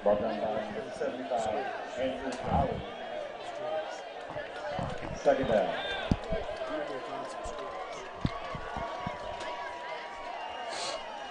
Minute 22 left to play. Looks like we might have some more substitutions. Ben Casper's out there. Austin Rash. And Keegan Smith. But it's going to be McCool again looking for running room. And Beebe's got him sold up over there, hasn't he? well, it's not a big surprise what play the Eagles offense is running. And it's called clock. Christian 42-7 over Greenbrier. That's the final. Oof. Christian's good.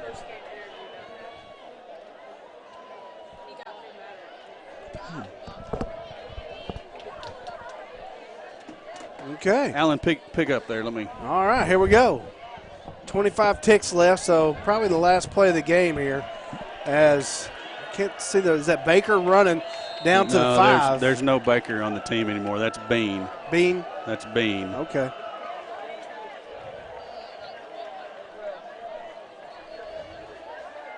And I think Vilonia is going to let that be it. And the time is going to go down now. No more time left on the clock. And your Eagles are going to win it, walking off 57-21. And that pushes the record up to 11-3 against Beebe since 2004. So Vilonia comes in and does what we need to do and holds on strong in the second half, only giving up a touchdown on that first possession. So what you got? Nothing. John Green being silly. He's a silly man. He's been on here every time. He said he wished we could have scored a few more points. 57's plenty tonight. Flexed our muscle a little bit there. We did, and you don't want to. We come in and done what we needed to do after taking 2 lickings ourselves. Yes, we did. We took care of business. We did a lot of things, and we didn't go out and try to embarrass anybody. Right. So I liked how we come out and played. We come out with the intensity from the kickoff, returning the opening kickoff for a touchdown, and essentially our first 2 possessions, 2 long plays, 90-yard, a total of 90 yards with Draven Smith on 2 long runs. Myers seems to got on sync tonight with his receivers, hitting some long passes. Some of them called back for penalties. Was it? Nonetheless, they executed the play that was called of them. Right. So a lot of good things happened tonight, and it was done in the right way. So best of luck to the BB for the rest of the year. They're going into that 5A East. No, they're in the Central. Sorry, 5A Central. Way worse. Yes, with PA and Little Rock Christian. Do not envy their remaining McClellan, schedule. Yes. And Maumelle. Yes. And man, I'm kind of glad. Well, we seen what Maumelle and Little Rock Christian's got. So PA's no slouch. PA's going to be that. So any combination 1, 2, 3 there. Yeah. So that's the remaining of the league. We ain't even talked about Parkview. Yeah. They're in that one too. Yeah. So Parkview, everybody else kind of biting for that 4 slot there. Yeah, absolutely. So we've got, you can see the players across the way going down through there with their kind of new tradition, shaking hands with fans in attendance. And we've got Grant McNew, G-Rant, as Alan likes to call him, on the sideline, again with Mr. Nick Newman, athletic director for the Vilonia Eagles, to finish up the interview from earlier that got cut short due to time and battery issues, apparently. Grant? Heard a couple times a rumor that Mr. Newman here is a little bit taller than me, but actually, Steve wanted us to ask you earlier if you needed a ladder to conduct this interview. Normally I would be offended by that, but it would help. So, Mr. Newman, though, what did you think tonight? It's good to be back on the other side of that mercy rule, that's no doubt. It's good to see our kids having fun. We had a pretty good crowd here tonight, a good student section, really proud of that. All around a good win for us. We had a really tough week last week. Tragedy struck our Vilonia family. We got some really bad news, in one of our players' family. So it's good to see us rebound from that and to come back out and have this kind of performance tonight. What's it like to see this coaching staff be able to, corral the team and get their mindset right for the next matchup after something like that? Yeah, it was really good to see how our staff rallied around each other last week. One of our players rallied around him, and one of our coaches. Again, we had a lot of tragedy that struck our program, and I really saw the character of our staff, how they care for each other and care for our kids. They work hard at what they do, man. People don't see a lot of the hours they put in behind the scenes, so I know they're happy. They're going to celebrate tonight, but I know they're going to get right back to work again tomorrow. So really proud of our guys, really proud of our coaching staff. Big win for us tonight. You said you're proud of the team, and you've got to think after a win like this, they're getting a slingshot in the conference play. Yeah, no doubt. It's going to give us some confidence. The way we move the ball tonight against Beebe, definitely going to catapult us into next week as we open conference play with Alma. Got a lot of things left that we hadn't shown yet, so that's good. But again, a big confidence boost. You know, Draven had a big night. Moran had a big night. We were trying to get the ball to Kuntz. So we got some weapons, and it's good to see those guys start to show up and show out a little bit. Any final thoughts? Really proud of our guys. Again, our coaching staff that rallied around each other last week and rebounding from that. Just can't be any more proud. Really happy for our kids. I worked hard this week. Again, good student action tonight. So all around a big night for Vilonia. It's a great night to be an Eagle.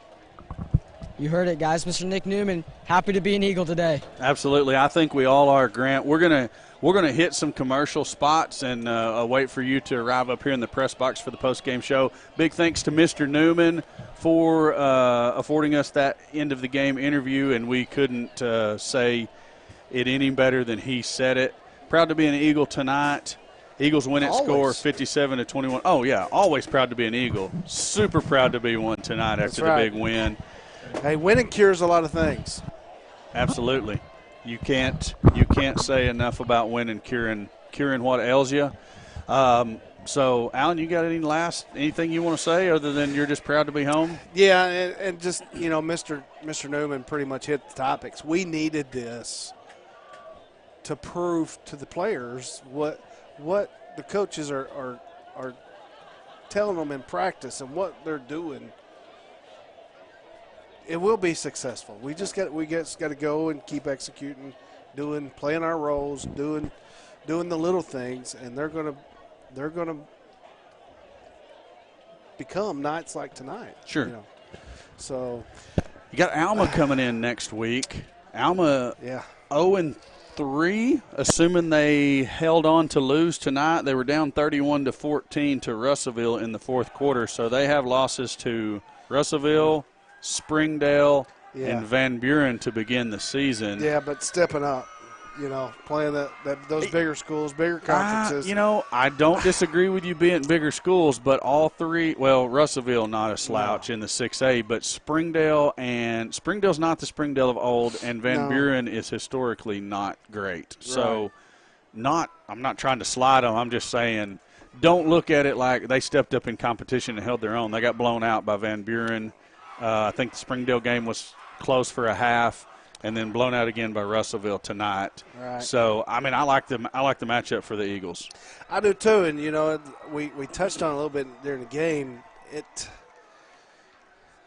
You know, we had high hopes going in there last year, and pretty much laid an egg. You know, nasty rainy night. Yeah, it was. I mean, awful. It was. Long trip. You got to hope tonight was exactly what we needed to be successful there, and that's going to be even more of that icing on the cake for the coaching staff to tell them, see, it works, True. It's good. True. Just keep pressing forward. What we're doing is what we need to be doing. Well, I think Mr. Newman hit the nail on the head. We got to really work on that open field tackling, like he said. I think that's one of our you know, if you got to pick a key weakness on defense, is that sometimes we just don't bottle guys up in the open field, and that's something that can be corrected with it's when you get to that point of contact, you got to get there with bad intentions, like we said earlier in the broadcast. When you get there, you're not looking for a push. You're looking for that knockout. Absolutely. So with that being said, Eagles look forward to the Airedales coming into Philip D. Weaver Stadium next Friday night. We're going to take a brief break here and get set up for the post-game show with Grant and Madeline. Alan, I'm glad to have you back in the booth with me. It's good to be back. It was fun. It was a fun night because of what we saw on the field, but it was a fun night just hanging out with my good friend. So for Alan Wade, Grant McNew, Madeline Tipton, and Stone Cold Steve Austin, I'm Corey Erie. Catch us next week starting at 6:30 with the pregame show, but don't leave just yet. We got the postgame show with Grant and Madeline.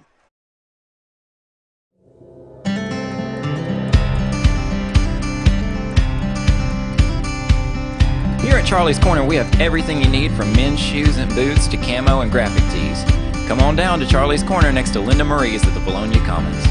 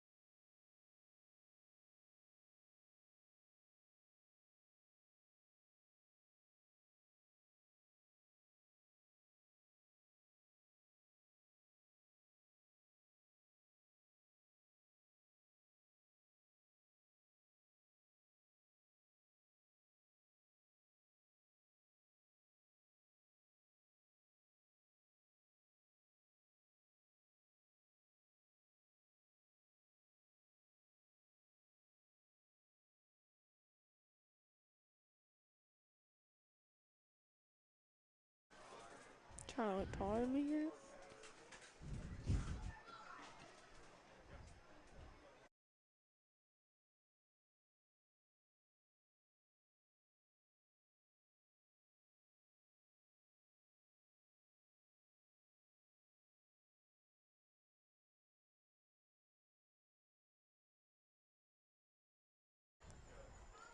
So we're back after the big Eagle win against the Beebe Badgers. Really a great game all around. Lots of execution and big plays by the offense, and just great play all around by the defense. Yeah, it was. Like you said, execution, ran a lot of plays to perfection, wrapped up on the defensive side of the ball, didn't allow them to do anything or get a lot of big plays. So, great job. Big name of the day, Draven Smith. I believe 5 touchdowns, if I'm counting think so, correctly. too. 5, I've heard 6. Six? 6 touchdowns, Draven Smith, breaking the record set by Coach McIntyre back in the day. Yeah, And I've the heard kids let him hear it. I've heard Coach McIntyre was pretty good back in his high school days. I mean, and now a new record's been set, but records are meant to be broken. So. right. Draven Smith really showing everyone out here the athlete that he really is. People expected a big game out of him, but not that big. I did not expect 6 touchdowns. I did expect 3 or 4, but, I'm glad to see it. I'm glad he's looking healthy and no one else got hurt. That's another thing I'm really happy about. Right. No big injuries or anything like that. Maybe a cramp or two on the sideline that we didn't see, or just, small things that happen every game. But all around, just a great day for the Eagles. Yeah, it really was. Great momentum going into the next game at home against Alma. Just great way to get the first win of the season. You're right. Eagles now 1-2, beat the Beebe Badgers in really just an outstanding game. Yeah. You can't say it enough. The play, especially Austin Myers stepped up today, really showed what he can do. Got a big pass called back. Shouldn't have been called back. It was a touchdown, but refs, managing the game, doing what they can, trying to make it look respectable. Yeah, and everyone had a good game. I didn't see anything bad on the offensive side of the ball. A few plays broke down, but, obviously that's going to happen. And on the defensive side of the ball, Beebe had a couple of good possessions where they scored on. But other than that, defense played really well as well. You're right. The defense, especially Jaden Wimberly and the rest of the defensive line, coming out to play and play hard. Yes, they did. They had the time of their lives out there. I don't know if they were doing this while you were down there, but while I was down there, they were singing and just going at it with each other, having a great time and continuing to play at the level they had started at. Yeah, I'm glad to see it. Glad for them to, just something to get their heads up and build some confidence and, all the stuff we work on in practice, we can do in a game, and just kind of get that out there for the rest of the season. Confidence, a big thing for this team. I would expect to see big games for the rest of the day, or the rest of the season now, just because confidence and maturity now, you can see these players progressing week by week, and you've got to expect them to get better, especially even from a game like this. Right. I'm excited for the rest of the season. I'm excited to see what else we implement offensively, because I know we didn't do everything in our playbook because we were already up by a lot, and what we were doing was working. The simple things were being efficient. So if it works, why change it? Great play, or a great game for the offensive line also, giving Austin Myers plenty of time, giving Draven Smith huge holes to run through. When a player breaks a rushing record or just a touchdown record, the offensive line plays a huge role in that. Yeah, obviously. And, offensive line, that's where every play offensively starts. If it's not for the offensive line, we won't be able to execute any play. So props to them, shout out to them.